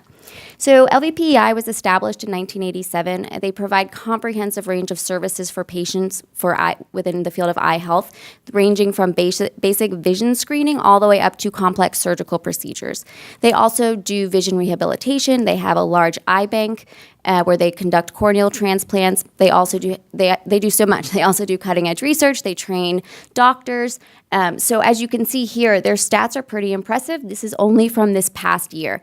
To give a sense of their reach within the community, when I landed at the airport in Hyderabad and got into a taxi, told him where I was going, he was so impressed that I was going to LVPEI. He knew exactly where it was, what they did. He was also thinking that I was a doctor, which would have been impressive, but I'm not. But still, it shows the reach and the impact of LVPEI in the population that it serves. Something unique to LVPEI, as you can see here, is that only 50% of their patients pay for services, so they focus on the economically disadvantaged populations in both rural and urban areas. Last component of LV Prasad that is pertinent to our project is the fact that they conduct robust rural eye health networks throughout these 4 states. And so, yes, that was the focus of our project, which Hannah will talk about.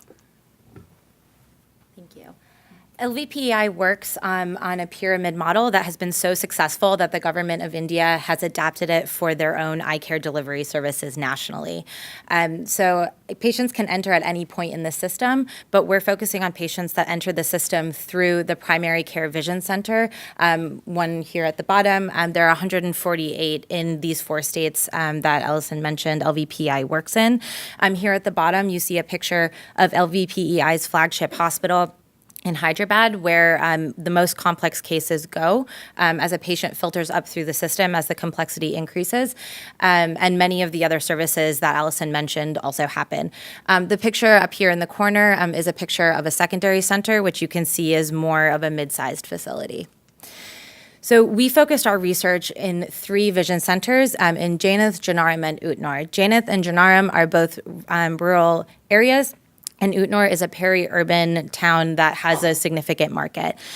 Down here, you see how a patient filters through the system. So a patient enters at the vision center, where a patient independent of income is given a free eye screening by an LVPEI trained technician.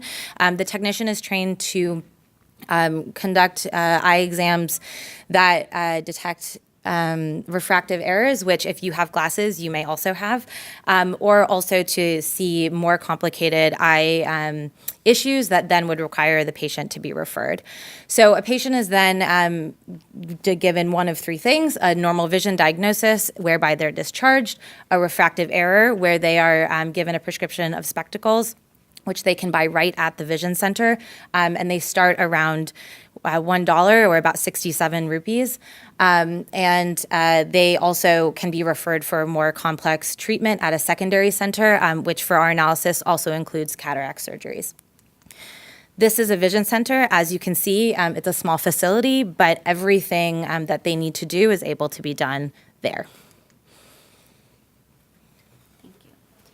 So the flow of our presentation mimics the way that we underwent our process for finding out our findings. Sorry. So our project objective was to assess the costs and benefits of LVPI services in rural communities. In order to do that, we started by looking at the impact. Like, how do we quantify or talk about this impact that LVPI has on the patients? From there, we looked at the cost of that impact. So how much do the services cost that make that impact on the patients? Latter half of our project and the latter half of our presentation combines those two components and looks at what the cost of that impact is across the three centers. So it's an internal cost analysis. And lastly, we take an external view and do a cost analysis of LVPEI compared to other providers in the industry. So I'll walk you through the process that got us to a place where we could actually measure impact. What is impact? This was the first question that we had to address when we took on this project. So we started with a landscape review, which we conducted in the fall, and we identified an internationally standardized tool that looks at different indicators of quality of life. We were able to adapt that tool into our 53-question survey, which included both open and closed-ended questions. The survey asked about patient relationship with LVPEI as well as uptake of treatment, but it's really focused on these 5 indicators of quality of life: mobility, mental wellness, productivity, daily living, and security.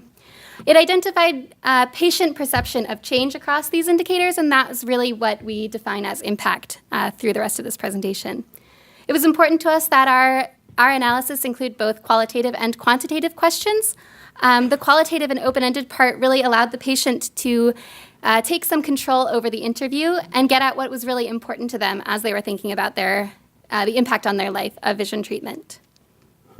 Once we developed our tool, of course, we took it into the field, and that's what we used to actually measure. So in January, we spent 2 weeks in southern India. We divided our time between LVPI's Center of Excellence in Hyderabad and the three vision centers, as Hannah mentioned. These 3 vision centers are all focused around the secondary center in Adilabad, which is a district about 5 hours north of Hyderabad. LVPEI identified patients for us to interview before we got there. This was done through a convenience and snowballing sample technique. They had also translated and pre-tested our survey before we arrived, so we could really hit the ground running when we first got there. Our first day in Adilabad, we held a training session with our 4 enumerators, again identified by LVPEI. And then we worked with our enumerators to go through the survey, making sure we were being consistent in how the questions were asked, and also addressing any last-minute concerns that they brought up. Over the next 3 days, we conducted about 56 interviews in these 3 towns. We were in teams of 2, so each team consisted of 1 SICE team member and 1 LVPEI enumerator. Having an LVPEI staff member on each of our interview teams was a double-edged sword for our project. So on the one hand, we think it really opened up patients to talking about their healthcare, since one of their healthcare providers was there. It re-emphasized the engagement of LVPEI with their patients' treatment. But on the other hand, we recognize that it's possible it opened us up to some bias having an LVPEI staff member in the room as we were discussing the treatment. So I'm going to tell you a little bit about the people we spoke to. We spoke with 56 people, as Emily mentioned. The majority of them were male, and the majority also worked in agriculture, which gives you an idea of the type of population we were dealing with. A large proportion of people had underwent cataract surgery, and this is partly a result of a median age of 50 years old, which is higher than the age in which people usually go through LVPI. But after going through the survey, we went back and read all the answers and classified the type of impact people perceived in their lives based on LVPI. And we found some interesting results. For instance, a large proportion of people reported lower levels of stress and being more able to concentrate. We found also very interesting that people felt much more secure. For example, people that were able to read things before signing, people that were able to identify things in the streets, so they weren't getting lost. These are the kind of things that we were able to perceive because of the type of survey we did. Productivity is also interesting. We would highlight that given the unstable flow of income for this population, it's likely that we didn't really measure changes in productivity. But one of the key things to highlight in this slide is that 84% of the people, like a big majority of the people we spoke to, perceived change in their life in at least one of these 5 dimensions. So Pablo just gave you a very, very quick overview of the quantified impacts that we measured. But one of the major outputs of our project is a narrative document, which we foresee as being externally facing. So it compiles stories that we heard, and we expect LVPEI to be able to use this document as they continue to expand, even internationally now, to really show for donors and other stakeholders what the impact means. So we've been working hard on this document. We'd love to share a little bit of it with you tonight. For patients and their families and their communities, what does eye care mean? So we spoke with a farmer who, because of his cataracts, was unable to do daily activities as simple as walking, writing, reading. And his cataracts got so bad before he got treatment that he was unable to go to the field. But because his family needed that income, his wife went to the fields and did all of that herself. So she really took on the financial burden and the physical burden of providing for the entire family. But because of the treatment that he got with LVPEI, he not only was able to be autonomous in his day-to-day life, which again lifted a burden off of his wife, but he also returned to the field so that he was sharing in the physical burden and the financial burden that often happens in absolutely extreme heat. We also spoke with a woman whose story is a very good example of perceived impact that is difficult to quantify.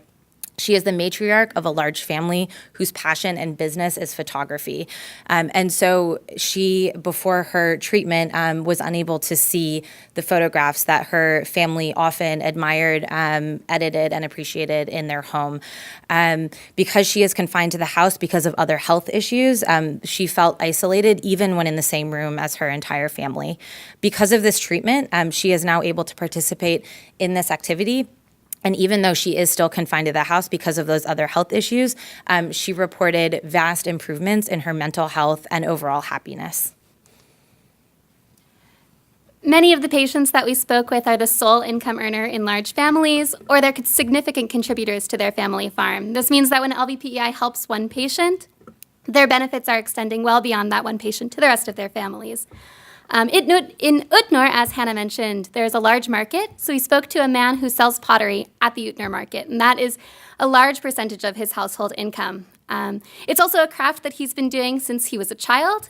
He reported that it's something he always loved, and it's what made him, it was his hobby. As his vision started to decline, however, he started making more and more mistakes in his pots, to the point that when we arrived, his house and yard were full of pots that were so full of mistakes they were unsellable. By January, his cataracts had progressed to the point that he was not able to work at all, and he estimated that his household income had fallen by half over the last year. His wife and daughters were also very concerned because they were not able to make up the income that they had lost because of his treatment. At the time we arrived, they were urging him to consider cataract surgery, recognizing the effects both for their household productivity and for his mental wellness. And benefits extend well beyond the family as well, even to the broader community. So in Janaram, which is the most remote and rural place that we visited, it's on the edge of a wildlife sanctuary and a forest. We spoke to a man who runs a mobile shop on the main street there, and he sells mobile phones and accessories to the community. However, he is farsighted, and he is not able to make the repairs to cell phones that people bring him. So when customers come in with a broken device, he's forced to send them out, which in such a remote place can mean that it takes several days for a very simple repair. However, after visiting LVPEI, he was prescribed glasses. He's been able to diversify his business, which means higher income for him and better services for his community. So now that we've talked a little bit about what we mean by impact, I'll turn it over to Pablo, who will walk you through some of our cost information.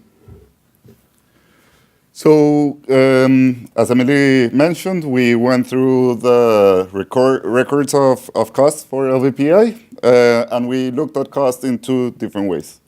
First, we looked at the cost of operating each of the vision centers. This is how much they paid to the technician, the operations of each of the centers individually in order to compare them. And then we looked at the cost of providing the treatment across the system. So how much does it cost for LVPI overall to provide glasses and to provide cataract surgeries to the patients? So to start looking at the operating costs, on the far side of monthly costs, this consists mainly of labor, capital, overhead that we found from the records of LVPEI. Moving toward the middle, this is patients per month. So as we can see, Utnor is the highest number of patients per month. It's about 2 times that of Janarum and about 2.5 times that of Jyneth. This translates to, in Utnor, about 12 patients per day seen by the vision tech. Janarum, it's about 6, and Jyneth is around 5. So there are many more patients being seen at Utnor than the other two places. We can take this to be due to the fact of their geographic location. So Utnor is a small transit town. It's peri-urban, so it's not completely rural, whereas Janarum and Jyneth are very small villages, completely rural, much lower populations.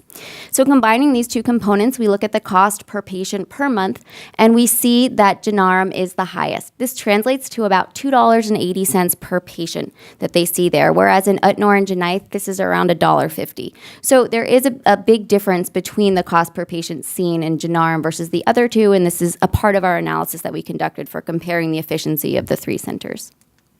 So next, looking at the cost of treatment, this information is going to be used when we compare LVPEI's cost effectiveness to other eye health providers. So to start with, we look at spectacles, which glasses, so you'd get a vision screening, they dispense glasses to you. The total cost listed there of 851 rupees is the same across all vision centers in the network. Next is cataract surgery, and as Hannah mentioned, the process of patient flow. A patient is referred from the vision center to a secondary center. In this case, it's Adilabad, where our hub was of these vision centers, and the surgery is done there. So these are the total costs in each of these two areas that do not change. And just as a reminder, these are only costs to LVPEI of providing these services. This does not account at all for economic costs or dollar costs to the patient for receiving this treatment. Yep. So now that we've seen both impact and cost of LVPI, we're gonna jump in to see how the two of them combine. So first, we're gonna look at it from comparing the 3 vision centers. To do that, we used a methodology called cost-consequence analysis, which is used in medical literature to basically answer the question of how much do you need to pay for a certain result to happen. And there are many ways of doing this, but the general way of understanding is as a ratio of the cost of providing a treatment divided by the effect of a treatment. And both of them can be calculated in many different ways.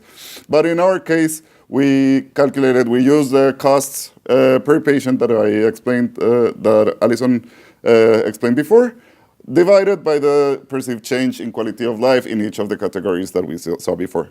And this allows us to get to a very easily interpretable result, which is how much does it cost to LVPI to generate a change in people's lives. And this allows us also to see this across different dimensions. The problem, or the limitation is that the sample size doesn't really allow us to do very statistically significant comparisons between the three centers. But still, we got to a very interesting result. And mainly, it seems that almost every rupee that LVPI is putting into its spending in these three vision centers is translating into impact. And this is partly due to the high levels of perceived impact, but also, but this can be seen, for example, in Utnor, where every patient is 109 rupees, and changing at least one dimension is 116. So this is a very positive thing that we want to highlight. But still, there are striking differences between the centers, given the differences in costs. So Janaram, the most costly one, it's still almost half of the cost to make a change than in Utnor and Jainath. So lastly, we will look at how LVPI stacks up compared to other providers as far as cost effectiveness of the two treatments we mentioned earlier. And for this analysis, we used a cost utility analysis, which is a form of a cost effectiveness analysis. And it generally answers the policy question of how effective is this treatment compared to another. In our case, we are not necessarily comparing two treatments. We are comparing how cost effective LVPI is at administering one treatment compared to another provider of that same treatment. So the general ratio for a cost utility analysis is the cost of that treatment over utility. Utility is an output measure, so it's a way to quantify the benefit that we've been talking about up here. And so that number, in our case, we decided to make that a QALY, so a quality adjusted life year. This is a number between 0 and 1. 0 meaning, in the case of vision, 0 is complete blindness, 1 is perfect vision. So for each of our two treatments, we've come up with a ratio, and it's the cost of 2 LVPI of providing that treatment over the QALY. So given, as Pablo said, there are a few limitations to these analyses, mainly being that our sample size is very small. So and we weren't able to come up with a QALY that is specific to LVPEI. However, an advantage of this type of analysis is that QALYs are, they're able to be extrapolated across different contexts. So we were able to do a literature review and found 2 other studies that had in similar contexts as far as the type of population that they measured. So we were able to use a QALY from, as you can see up there, one for the refraction is from Zambia and the other is from India. And so we end up with these 2 ratios, and to interpret that final number, it's basically the cost per QALY gained to LVPEI.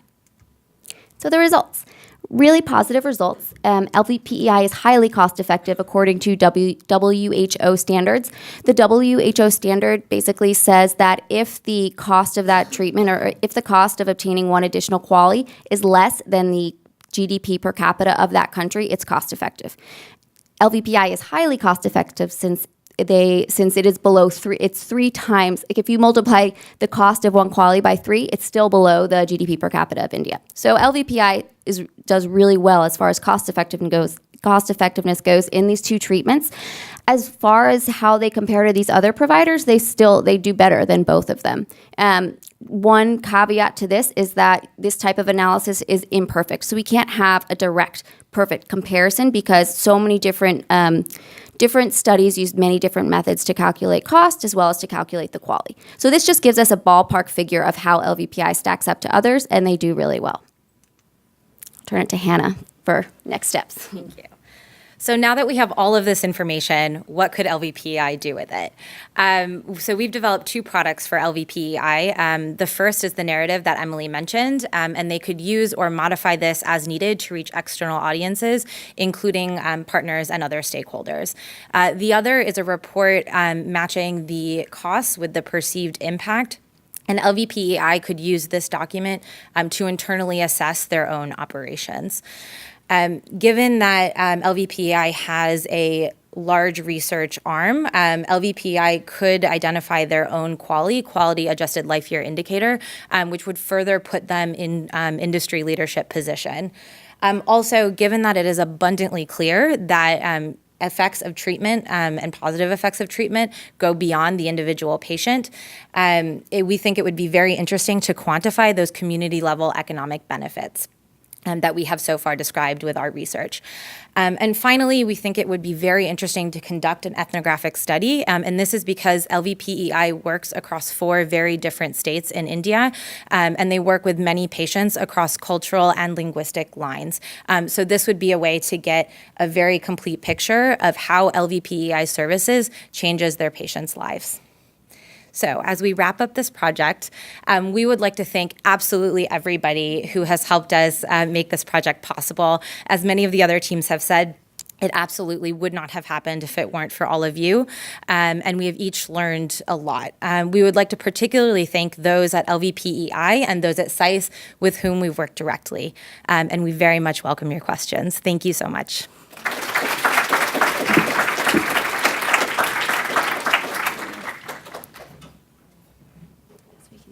We will now take questions.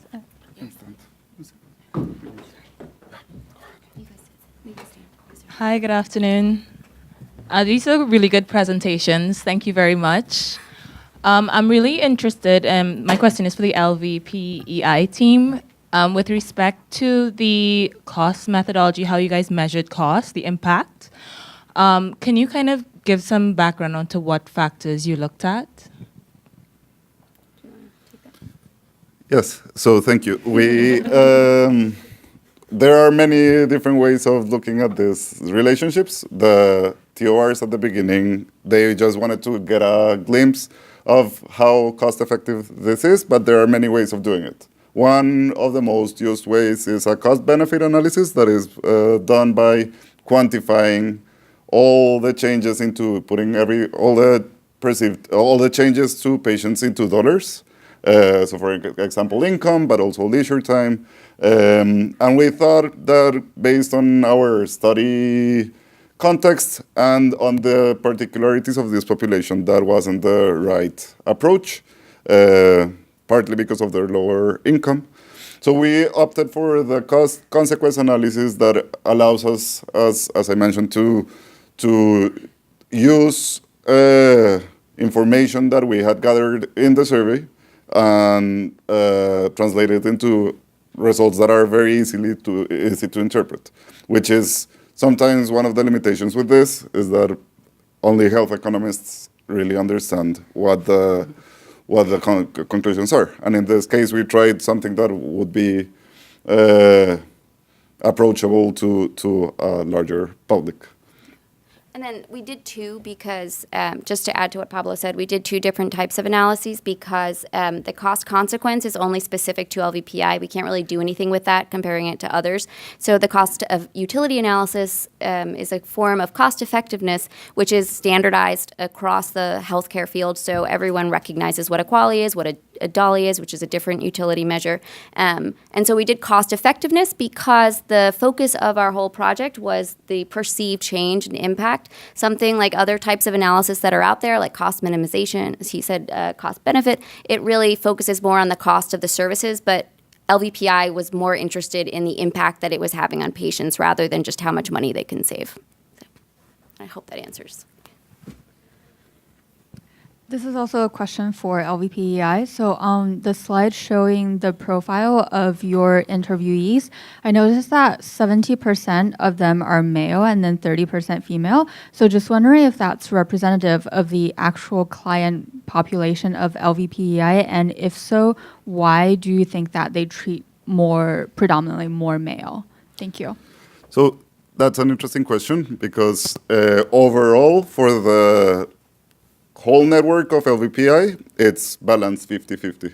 But in the region that we are dealing with, it is similarly distributed. So it's like 65-35. And we've also wondered why this happens. And it happens more on the most rural vision centers. So it has maybe perhaps something to do with some discrimination or like work, like the women are working during the time of the vision centers, but I'm only speculating because we also found that very interesting. And just to add to that also, that the sample is not representative because we needed a certain number of respondents who had gotten cataract surgery and a certain number who had been prescribed glasses. And so that's another reason why our sample is skewed one way or the other. Thank you. Great presentations again. This is a question for Gain. And I was wondering, I've done a lot of work on trying to get uptake of something which is socially beneficial, but that customers don't really have an understanding of the benefits. And so I was really struck with the fact that you were using a little F in a square. And I was thinking, drawing on my own experience, there was, in Thailand, probably, May, I've talked to you about this, but there was an uptake of basically lead-free gasoline. And the way that they got lead-free gasoline to be taken up was this thing called the Magic Eyes campaign. And so they got the children to really...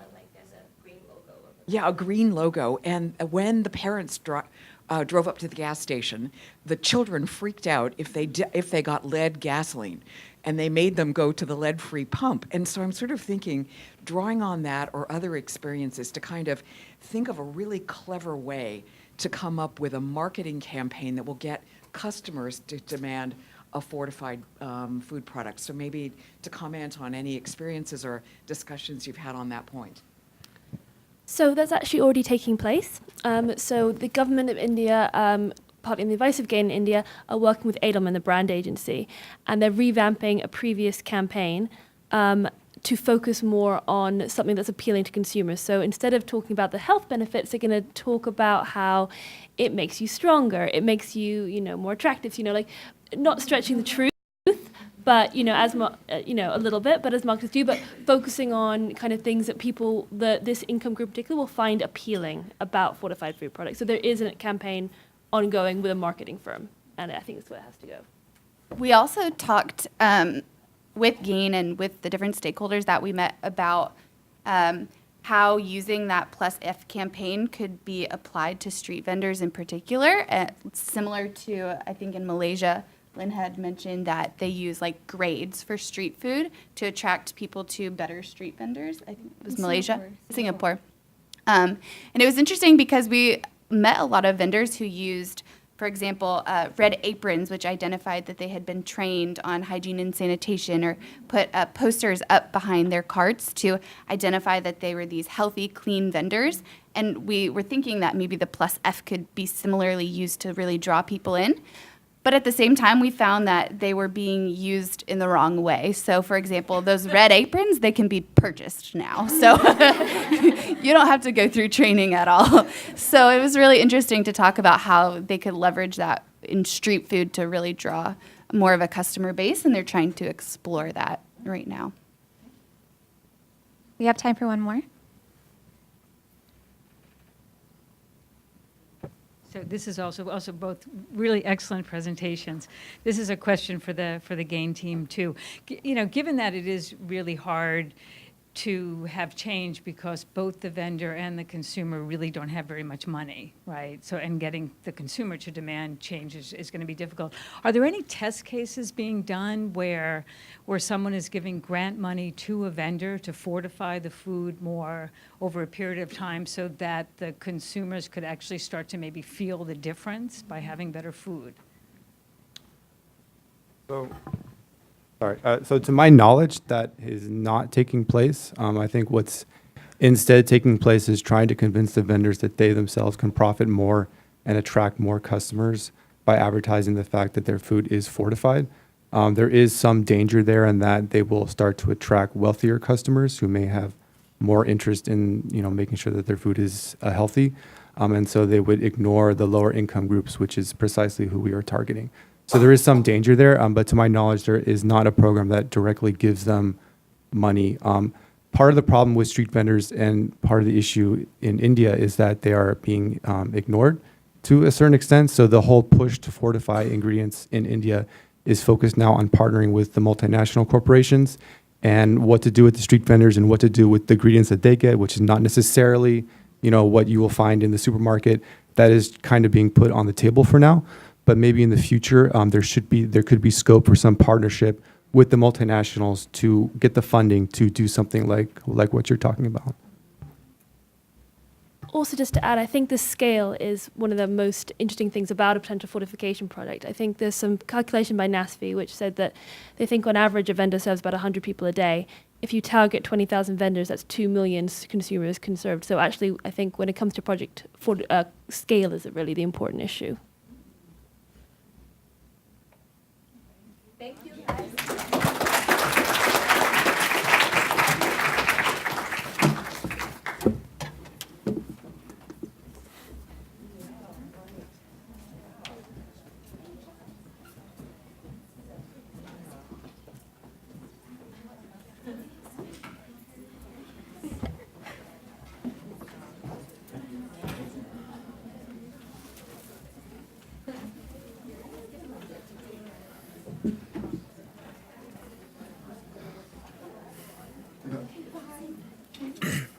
Shall we start?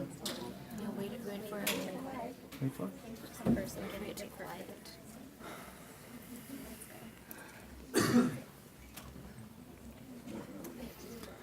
Okay. Yeah. Good afternoon, everyone. We're the IFC SME Finance Practicum team. My name is Amar, and these are my teammates, Susanna, May, and Helena. And this is Alex. Alex is a young entrepreneur in the Philippines who we met this January. He has a clothing startup. He has a cool website, and he has a storefront in downtown Manila. He also recently received a grant after winning an entrepreneurship contest organized by one of the biggest banks in the Philippines. And yet he has trouble accessing finance, both at the bank which organized the contest and also elsewhere. Alex is not the only young person in this predicament. There's a youth unemployment crisis brewing. And I call it a crisis because last year, the youth unemployment rate globally at 13% was thrice that for the rate for adults. There were approximately 70.9 million young people who were unemployed and many more who were underemployed or in other low-quality jobs in the informal sector. And so entrepreneurship promises to mitigate this crisis. But young entrepreneurs also face a host of challenges. They lack the business experience, they lack the networks required for success. But perhaps the most constraining challenge that they face is in accessing finance. And so what did we do about it?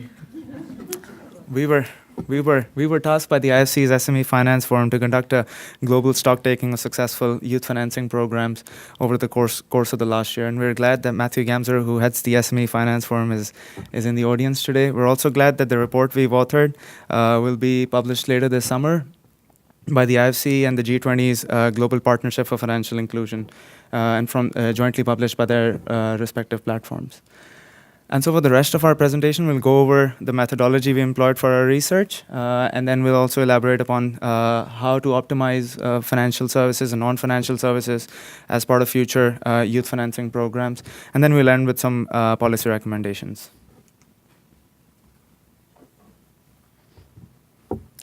We collected case studies throughout the fall semester using the IFC network and applying snowballing methods. Prior to the interview stage, we developed a questionnaire which was based on various details, such as the product development, client acquisition and targeting, future outlook of the program, and any challenges in terms of the cultural and economic outlook or context. As part of our research, we also traveled to the Philippines to conduct a deep dive into the entrepreneurial ecosystem. While in the Philippines, we conducted various interviews with stakeholders such as youth, government, the private sector, and academia. The criteria for success for which we evaluated the cases were based on 4 details. The program should have a youth lens. We defined youth as individuals under the age of 35, measurable impact, capacity, and the proven scalability or evidence for the potential of scalability. We collected a total of 35 cases, which represented a wide range of geographic regions and sectors. We collected cases from both the private and the public sector. With 18 out of our 35 cases collected from the private sector accounted for the majority of our cases. However, within the private sector, there were were a diversity of implementers, such as MFIs, commercial banks, consulting firms, and accelerator programs. We also had diversity in terms of gender and rural versus urban regions in our cases. So across the range of approaches used in the case studies, various trends emerged in terms of best practices for optimizing financial services for youth. Early stage market research is important for financiers to be able to develop a deeper understanding of the needs and preferences of youth. Market research can have the power to debunk preconceived notions about the riskiness of financing youth entrepreneurs. It is important to use diverse methods and engage a diverse range of stakeholders when conducting market research. The methods used in our case studies included individual interviews as well as focus groups. The stakeholders engaged included government entities, community organizations, as well as, of course, youth entrepreneurs themselves. It was noted that market research, especially in the early stage, can be costly and time-consuming. This can be mitigated by partnering with third parties. Youth often struggle to meet the traditional criteria used to evaluate them when they try to access finance for their early stage businesses. Therefore, evaluating them based on their enterprising tendencies, as well as their business acumen, is more useful. Our cases did so by using personality, behavioral, and psychometric tests. For example, the IDEV project, an incubator and investment company based in South Africa, strays far from using traditional forms to evaluate youth to participate in their programs. They use a talent evaluation process that looks for things such as grit and determination. Tranched financing can be used to help de-risk youth clients. We found in our cases that this can be done in 3 ways. The first of which is dispersing financing based on youth building financial track record. This allows youth to simultaneously build financial history while also accessing finance. For example, when MFIs use a savings-led approach. The second way to implement tranched financing is to base the disbursement of funds on skill acquisition. This can be done by conditioning financing on the participation or completion of programs such as a technical and vocational education program. The third way to implement tranched financing is to base financing on business performance achievements. This can be done by basing the disbursement of funds on predetermined enterprise milestones. For example, Ibercaja, a commercial bank in Spain, conducts a rigorous 30-day entrepreneurship training program.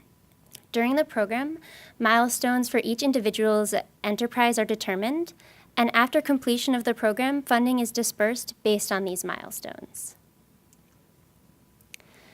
It is important for financiers to customize their products to meet the needs of youth. So if you are a youth entrepreneur in the agricultural sector, you probably do not own a tractor, you probably do not have a title to land, and therefore you might struggle to gain access to finance. So case studies that were successful in reaching youth developed products that offered either zero or alternative collateral. Many youth try to start enterprises in the retailing sector. However, they usually do not have additional cash on hand or additional assets. It is therefore helpful to match payment schedules to their cash flows and their inventory cycles. A third way of customizing products to meet the needs of youth is to develop those that have flexible or reduced interest rates. However, this does not fit the model for all financiers. It can be done on a more individualized basis so that the financier can balance meeting the needs of the youth entrepreneurs with their own business models. Okay. Lastly, another way to optimize financial services for youth entrepreneurs is to leverage financial technology or fintech to make financing more affordable and competitive. Fintech holds a promising role of enabling financial service providers to deliver financial products at lower cost and with better quality. Fintech also helps financial service providers to overcome geographical constraint in delivering their financial products. This will in delivering their financial products. Fintech has become increasingly salient as more people, especially youth population, are now using mobile phones, and are now depending more on social media platform.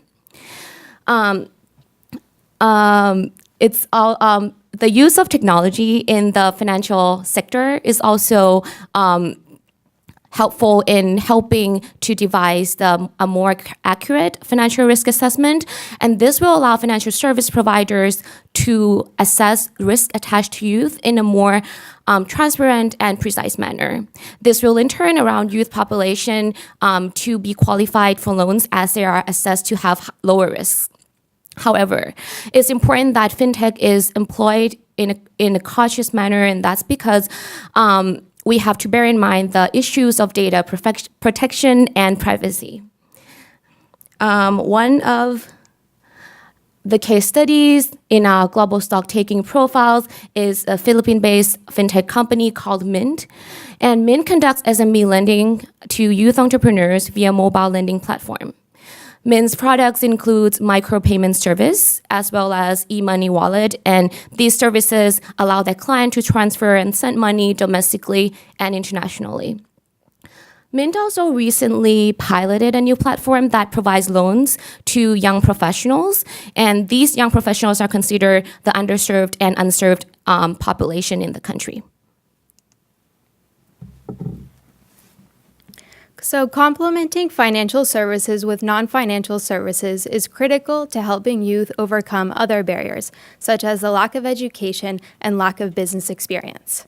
Our cases highlighted 3 key recommendations in terms of the provision of non-financial services: the importance of providing both mentorship and entrepreneurship education, as well as having mechanisms that ensure coordination between financial and non-financial services. Mentoring helps youth develop the necessary technical and 21st century skills to start and grow a business. Our cases highlighted 3 key recommendations in terms of mentoring. First, providing sustained mentorship maximizes the benefits of the relationship as trust grows over time with continuous interaction. Providing sustained mentorship also provides customized support based on the youth's business phase needs. Second, using local champions is often effective because local champions are able to better relate to other youth and they can act as inspirational role models. And finally, leveraging existing networks is a cost-effective way to provide mentorship. For example, IDEA, an accelerator program formed from the Bank of Cyprus, was able to leverage its bank network to source high-quality mentors without externally hiring. Entrepreneurship education has two main components: financial literacy and business training. So we had 2 key recommendations in terms of the provision of entrepreneurship education. The first one was the importance of ensuring context-specific training. And by this, we mean ensuring that both the delivery mechanisms and the curriculum are well aligned or adapted to the context. So, for example, some cases adapted their trainings to better support or to better align with rural contexts with limited resources. Others created layered trainings that adapted to the existing know-how of youth, and others used mass media to reach remote populations. The second key recommendation was the importance of adapting education to the stage of fund disbursement. So the timing of the provision of non-financial services and its interplay with financial services is critical. For example, Ada Microfinance, a Luxembourg-based NGO which operates in Africa, highlighted the need to provide sustained entrepreneurship education wrapped around financial services. In their model, they provide both financial literacy and business training prior to loan disbursement, and this helps ensure loan readiness. After this, they provide follow-up mentorship, and this proved to be an effective model. Finally, in our cases, we found that the successful provision of non-financial services often requires institutional partnerships. Among the various models, we found that the linked partnership between the financial service provider and a youth-serving organization was particularly effective when serving youth, especially with considering institutional capacity constraints. However, in some cases, when financial service providers had sufficient capacity, they were able to leverage their own networks to directly provide non-financial services. Okay, so this is a tree in a desert, and it seems to be doing well. It's green, it's growing, and it's definitely surviving. However, there's certainly potential for this tree to grow even larger and for its root to grow even deeper, and for this huge empty space to be filled with other trees like this until it becomes a verdant, dense forest like this one. If you think of a tree as a youth financing program, it can survive and flourish by itself, but in the long run, it would definitely be better off in an ecosystem where there are other programs that help foster knowledge sharing, where there are central regulation and infrastructure are well in place. So how do we go from this lone tree to an entire ecosystem? We need help from the governments. And this is where the governments can come in to ensure the growth and effectiveness of youth financing programs. Addressing the youth unemployment crisis is certainly a priority that the government should take care of. And now we've reached the final part of our presentation where we're going to discuss policy recommendations. Yep. So governments can amend financial regulations to make financial markets more inclusive for young entrepreneurs. They can allow certain private lenders to accept alternative collateral.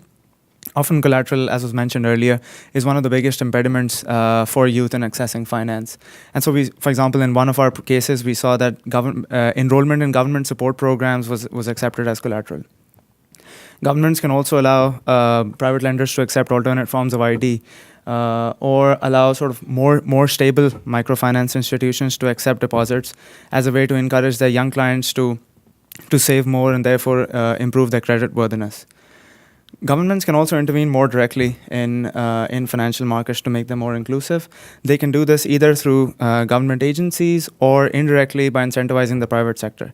And these incentives can entail either subsidies for private lenders for maintaining a certain proportion of youth in their portfolios, or governments can act as guarantors for loans to young entrepreneurs.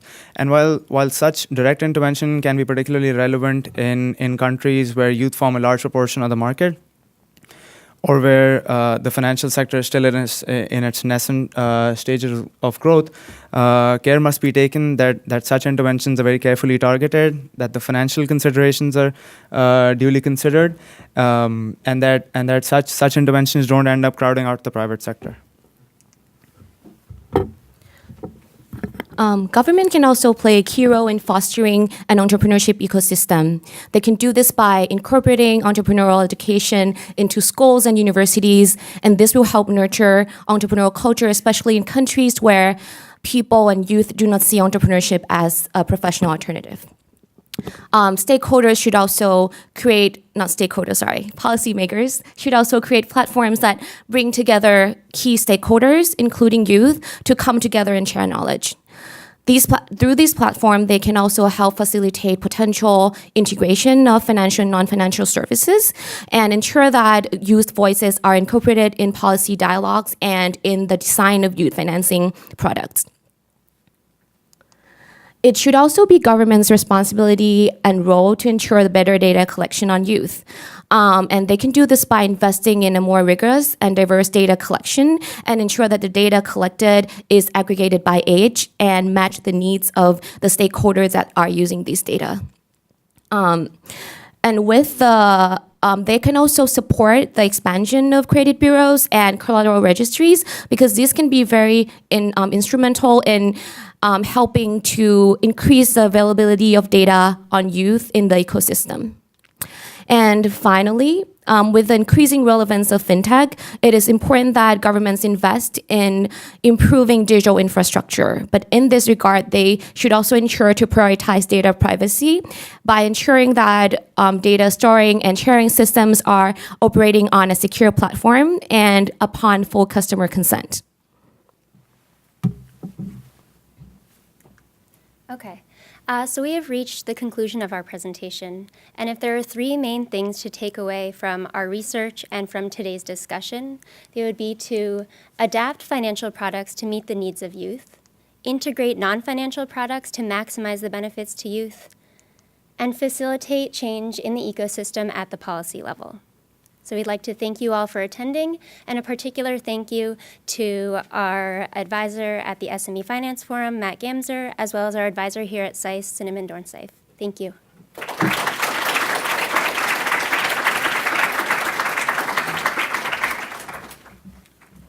but not least,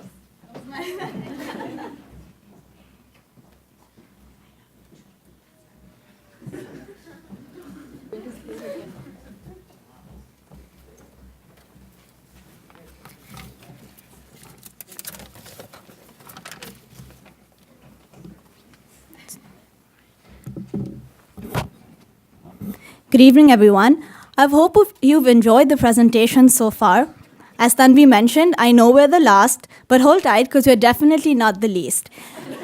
My name is Shreya, and my team members with me today are Ayushi, Elise, and Phil. Our client is the international... Our client is IDE. They're a global non-profit operating across 14 countries around the world. They promote business solutions to solve critical development challenges. When IDE came to us in September, they had a very specific goal. They wanted to increase the access of safe drinking water to rural Vietnamese people. So the first question for us was, what is going on in Vietnam? Between 2000 and 2010, Vietnam made great strides in the water and sanitation sector. It surpassed its targets for the Millennial Development Goal in this sector and also transitioned from a low-income to a middle-income country. However, reports have shown that problems still persist. Over 70% of the Vietnamese people, although have access to improved drinking water, do not have access to safe drinking water, which means they're still drinking untreated water. There are several reasons for this. One, 64% of Vietnamese people do not boil the water correctly. What does this mean? This basically means that they're not boiling the water long enough for it to actually kill bacteria and pathogens in the water. Alternatively, even if they do boil the water correctly, they're not storing it properly, as in they're not covering the water, which means the water is getting recontaminated. There is a little bit of a market gap here.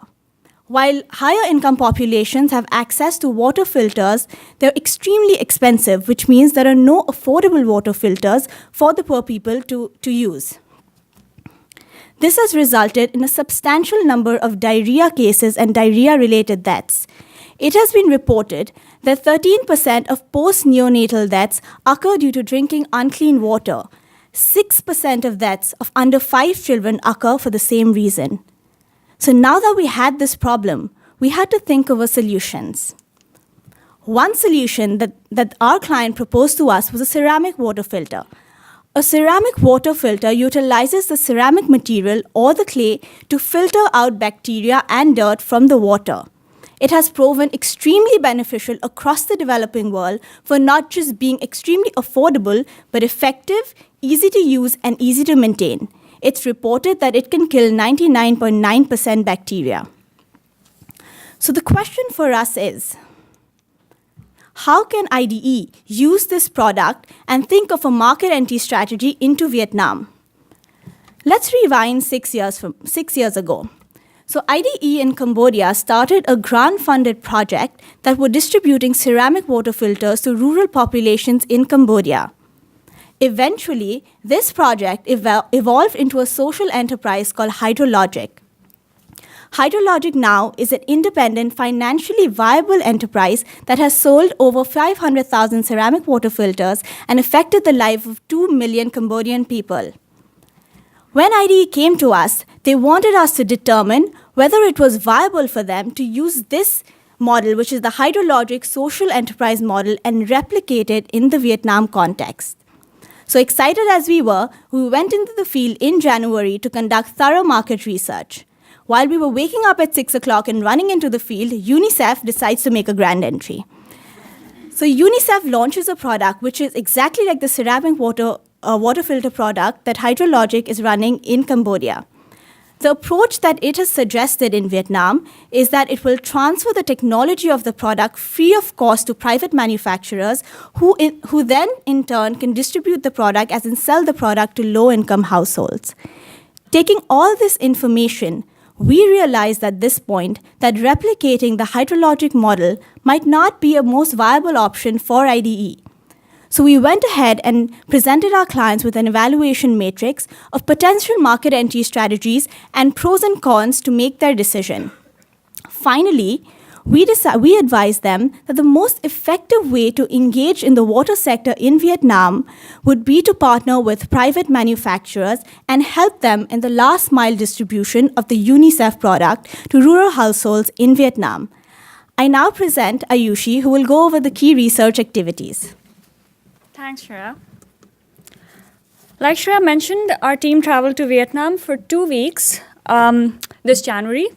In the first week, we traveled with a prototype of the Hydrologic water filter to Tuyen Quang province, which is in the north of the country, and in 2 districts there. We conducted focus group discussions and in-depth interviews with the respondents, being the households and water filter shops, to understand the consumer preferences and consumer behaviors better. We also spoke to several other stakeholders, like the local government bodies of the Women's Union and the Center for Preventive Medicine, to understand water quality issues. In the second week, we went back to Hanoi, where we talked to the UNICEF's government partner, Servos, and with other private players to understand their business models better. I would like to briefly touch upon some of the challenges we faced while conducting this fieldwork. In a country like Vietnam, it is very bureaucratic and restrictive to conduct fieldwork in the first place. So all our sampling was undertaken by the Women's Union, which is the local government body, like I mentioned, working very closely with the communities. We found that very limited geographical area was covered without much access to very remote or very poor locations. We also found that certain socio-economic and demographic categories of the population were underrepresented in our sample. Generally, our research activities were conducted during the day, which meant that we had respondents who were relatively free, like senior citizens, or who were working while we spoke to them, like the lady who literally showed us how the sausage is made. On some occasions, we also felt that respondents had been pressured into saying certain responses. This may have been because of the presence of the Women's Union members or because of the local camera TV crew, which made us feel like celebrities. Sometimes we also felt that convenient sampling was used, especially when we went on to talk to water filter shops. Having said all of that, we realized that generalizability was not the focus of this research, and neither was having great external validity. However, we tried to triangulate all information that we collected through various sources and various research methods. Phil will now walk you through some of our key research findings. Hi, everyone. So I'm going to take a bit of a deeper dive into some of the key findings we found from the field. One of the first things we did when talking to consumers in our focus groups and interviews was ask them about the adoption drivers, the factors that cause them to purchase a water filter in the first place. We found that it was very community-driven, with consumers relying upon the testimonial and community experience of water filters in their neighborhoods. Consumers also were influenced by personal experience with drinking filtered water. And trust was also a huge factor.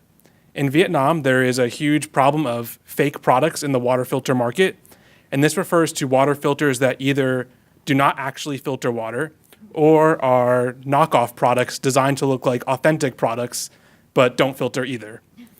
And then we asked about brands. How do consumers learn about various brands and filters? Again, it's very community-driven, with word of mouth playing a huge role. But commercial advertisements are also important, with consumers being able to recite various ads they've heard on radio and TV. And for low-information consumers, they rely upon the water filter shop to make a recommendation to them. We found that consumers had a near universal understanding of the importance of purifying water, but they had a challenge in addressing the quality of that purification. They're unsure if the filtration practice they are using is effective. They're unsure about the quality of the brand of their filter, and they don't know how to spot a fake product in the market. Next, we asked them about if they were to purchase a new filter, what sort of design demands would they have? And we found that the number one demand would be quality.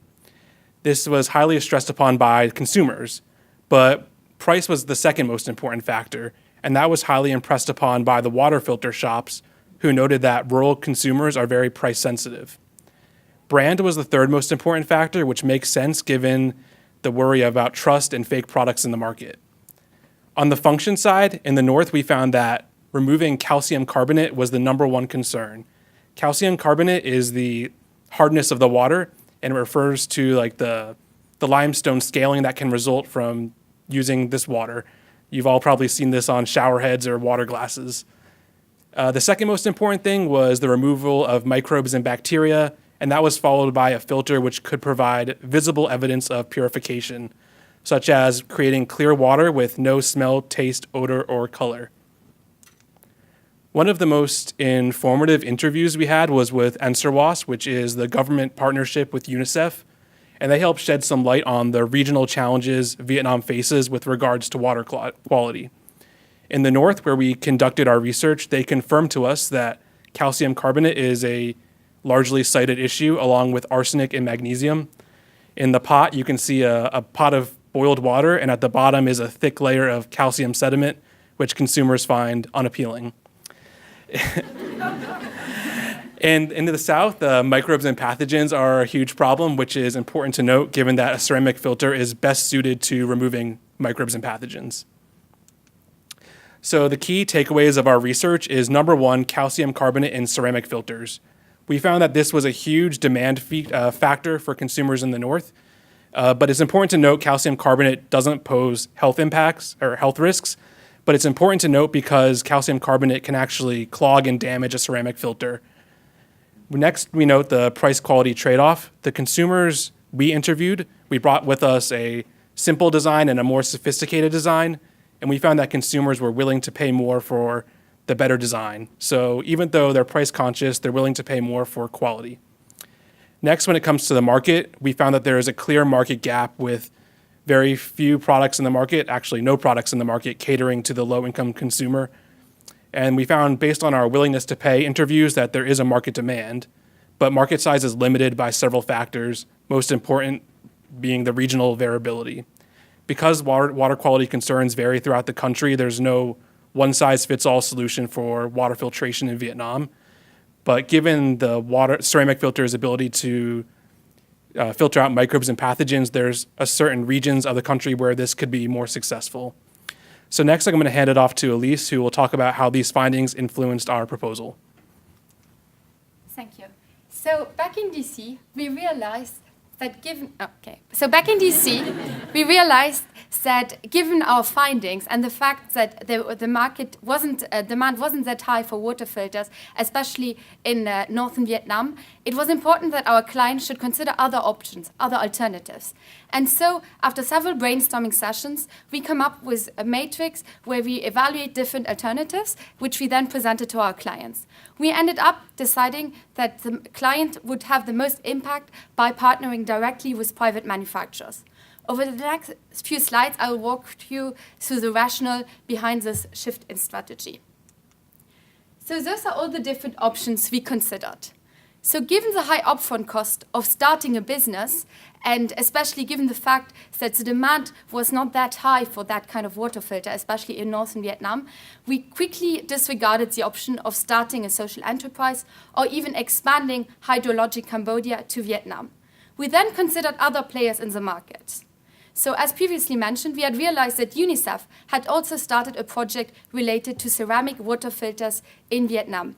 And so we evaluated the options of partnering with UNICEF, but then decided that given IDE's expertise in building market, it would make more sense for IDE to partner directly with private manufacturers. And that's the option we recommended to IDE.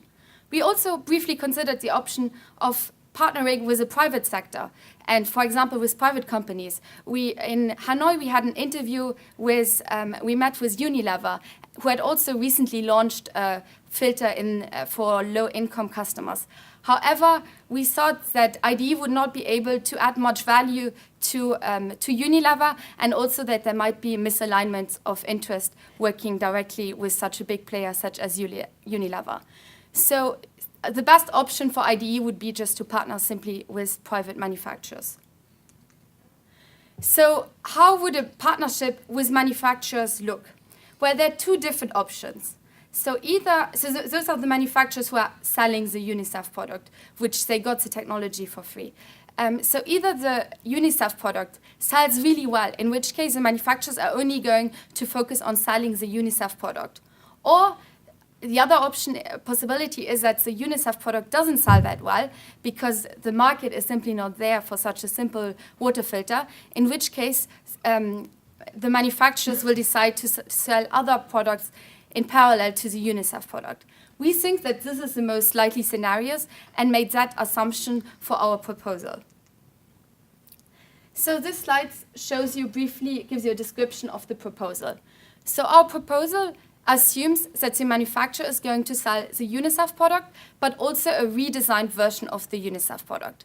So the UNICEF product is a very simple ceramic water filter, which is sold at $22, and the manufacturer has no influence of the price. The manufacturers have to sell it at that price.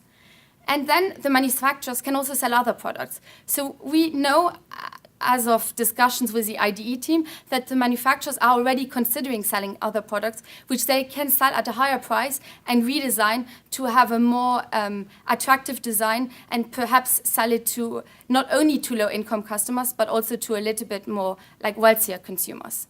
We think that in this model, IDE's role can be to build a market for low-income households and to help with product development.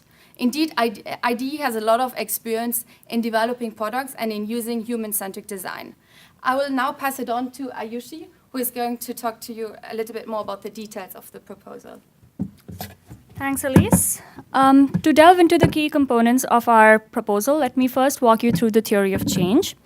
Using donor funding, technical and managerial staff, field staff, and partnership with local partners, using material for training, marketing, and promotion, we believe that our client can help build markets for the low-income households for this model. This can be done through doing project activities such as doing market assessments, marketing and promotion, distribution and supply chain development, and product design with the manufacturer. We also suggest that our client does continuous monitoring and evaluation so as to measure outputs such as the number of households reached, the sale of the product, as well as how well the redesigned product fared in the market. The ultimate goal of the project is to build a market for low-cost ceramic water filters in the country, thereby increasing access to safe drinking water. Our client has good prior experience and expertise in the wash sector in Vietnam, and hence we propose the following project activities for them. Market assessment can be done both pre-sale of the product to understand the consumer preferences and behavior, and post-sales to understand consumer feedback on the product. Understanding consumer behavior will help them devise good marketing and promotional strategies. Our client can also help develop the supply chain by partnering with local government bodies such as the Women's Union and making sure that last-mile suppliers are functional in the supply chain. Using human-centric design, our client can also help the manufacturer develop redesigned products that will cater to the market better. While coming up with the proposal, we also thought that there were several key risks that our client will face when taking up this project. The first one is that there may be low market demand for the product. In Vietnam, the market for water filters is very sophisticated, and the consumers demand the product based on its price and design. So one of the key mitigation strategies that we suggest is that The manufacturer sources the product components locally so as to lower down the production cost, as well as takes into consideration human-centric design methodology so as to design a better suited product. The second risk is that there may be a misalignment of interest between our client, which is a global non-profit organization, and the manufacturer, which seeks to gain better profits. One mitigation strategy that we suggest for this is that our client provide conditional support to the manufacturer. There may also be issues with product functionality. Like Phil mentioned before, there are regional variations in water quality within Vietnam. In regions where the calcium carbonate content is high, our product may not work as well as it would in other regions. In such a case, we suggest that our client takes into consideration information about pre-filtering and regular cleaning of filters when it devises its marketing and promotional strategies. One more risk is that the manufacturer may not devise a poor after-sales strategy. A strong after-sales strategy is required because our research showed that consumers prefer to buy products from trusted sources that they can go back to, and a product like a ceramic water filter is susceptible to breakages and will require constant consumer support and engagement. And this is the mitigation strategy that we also suggest to tackle this risk. Shreya will now talk about the next steps. Now that we've wrapped up our part of the project, some of the next steps for IDE is to conduct further market assessment in the southern part of Vietnam. Secondly, it should engage in conversations with UNICEF to better understand what are the terms and conditions of the partnership between UNICEF and the private manufacturer. Lastly, it should go back to a private manufacturer and have conversations and have a discussion on what are the roles and responsibilities in this partnership between the private manufacturer and our client. I forgot my shirt.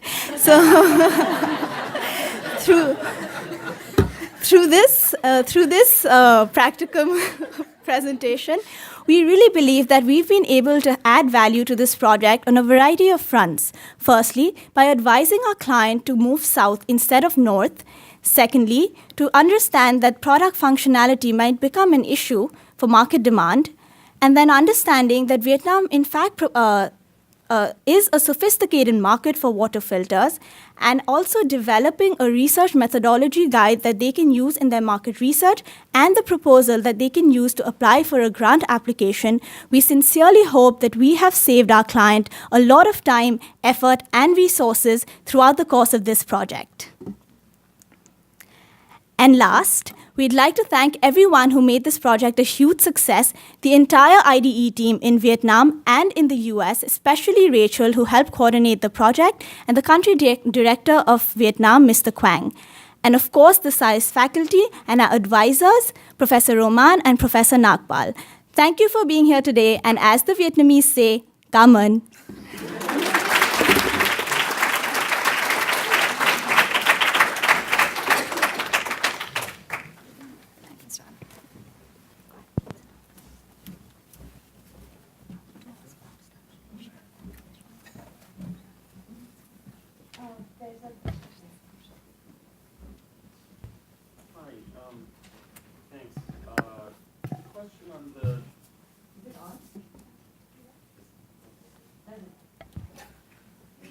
I'll bellow. A question on Vietnam. You couldn't really have two more different organizations than IDE and UNICEF. They're sort of about as far as you get on the development spectrum. I'm wondering, how did you manage that? And does UNICEF really understand what it takes to do a market-based approach? Okay, I can help answer some. Body language. Yes.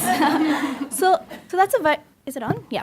So that's a very good question. So when UNICEF launched the product, because we had already conducted market research, we noticed that there was a lot of scope for IDE to add value. For example, the price points and the way it was going to distribute the product and just the way the product looked, it was too simple for the Vietnamese market.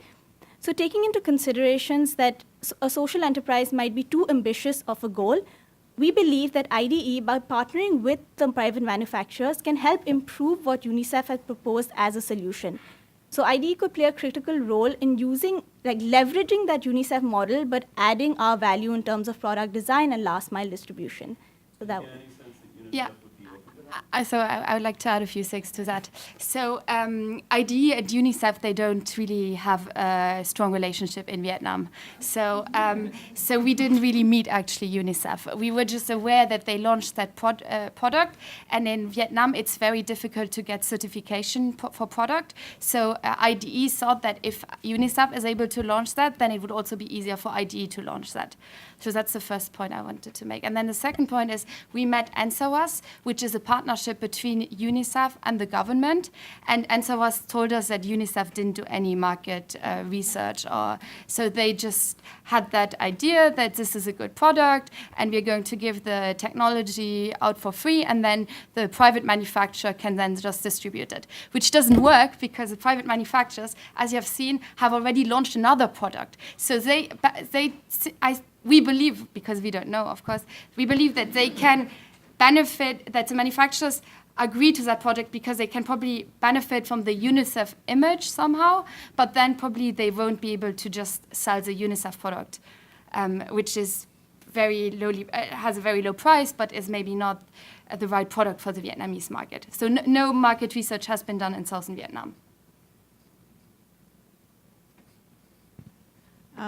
Congrats to both groups, and my question is for the IFC group, but I also wanted to acknowledge the water group for thinking on your feet and having to sort of redesign your approach, because that happens if you go into do this kind of work in consulting. Sometimes you just have to redesign, so good job. The IFC group did a great job, by the way. Hi, Matt. We used to work together, outlining all of the challenges for youth and also the barriers that financial institutions have when lending to them. And my question is about your recommendations that they need finance, but they also need these other sort of wraparound pieces of support. And I'm wondering, in your research, did you find that certain combinations of support were more impactful than others? And when we talk about impact, is it ability to repay the loans? Is it this, being in business for 5 years successfully or growing your business? I'm asking you to delve a little deeper into that. So I'll answer the first part of that question. So what we found was that most of the financial service providers, they weren't able to directly provide the critical non-financial support that youth really need to start and grow a business. So we found various partnership models, and the most effective one was the linked partnership model, with the non-financial service provider and the financial service provider working together to provide these services. Yeah, this is not working. Okay. Working. Cool. Thank you. Just want to add on what Helena explained, and also to address your question about delving deeper into the impact that they create. Just kind of refer back to the example that Susanna mentioned during the presentation. It's the Way Through project in South Africa. I think they have a very unique and innovative model of what they call SME equity fund, and they combine both financial and non-financial services very nicely, and they do it within their own organization. So basically, they contract consultants from top consulting firms, for example, McKinsey or BCG, and then they bring them into the organization to actually co-invest with the entrepreneur themselves in South Africa, and they're focusing on a lot of Black South Africans. And this way, the entrepreneurs, the consultants can provide entrepreneurial advice as well as finance, and then they are as invested in the business as the entrepreneurs themselves. So these are like one of the models that I think is worth highlighting.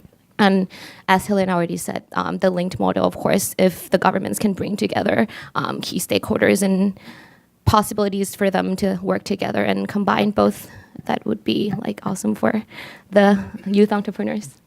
Yeah. And yeah, that's actually, I was just going to jump into that. And I think when you think about, and you referenced their ability to pay back loans, which of course is important, but in the context of our topic, it's really about job creation. They're trying to create their own businesses. And so the measure that would be looked at would be, are they, first of all, creating their own small enterprise, but then are they able to sustain that? And then further down the road, are they creating more jobs for whether it's other youth or other members of the community? And so that's kind of the real idea of what impact is, especially in the youth entrepreneurship space. We have time for one more. Hi, I had a question about the youth entrepreneurs also, especially in the context of impact being measured through job creation and your metaphor about the forests. And I'm just curious if in the research you saw, either like in a specific geographical context or otherwise, a particularly healthy ecosystem as you saw it, where entrepreneurs had been enabled, and then there was spillover effects, either youth like peer-to-peer learning, or just now that the infrastructure and the ecosystem existed, it was really a healthy ecosystem. I'm just wondering if you came across any good examples of that, either specific places or types of sectors, that kind of thing. Yeah, sure, I can take that. So in terms of specific examples, I mean, one particular example that I think stood out amongst our sort of cases was that of Georgia, which is actually pretty high on the World Bank's Doing Business Index. I think they're in the 30s or the other 20s globally, and we have I think 2 or 3 cases in our sort of sample from there.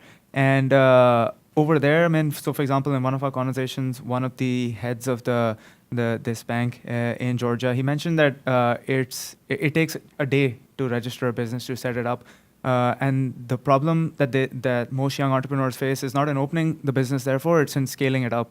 And in terms of how this sort of youth entrepreneurship system was flourishing in Georgia, was that so when this, and this was one of the biggest banks in Georgia, when they entered, there was this whole that sort of got other people interested, other sort of big business houses in the country interested, and I think that's sort of one of the examples of how there was this learning and also this sort of spillover effect of youth entrepreneurs and especially a big business, one of the bigger banks sort of entering this ecosystem.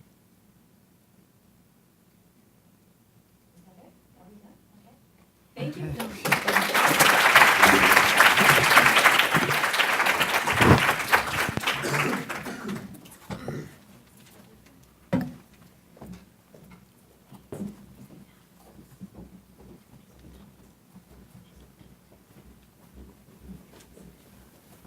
Thank you, everybody, for coming and for staying through 6 amazing presentations. Can you give them all together a big hand?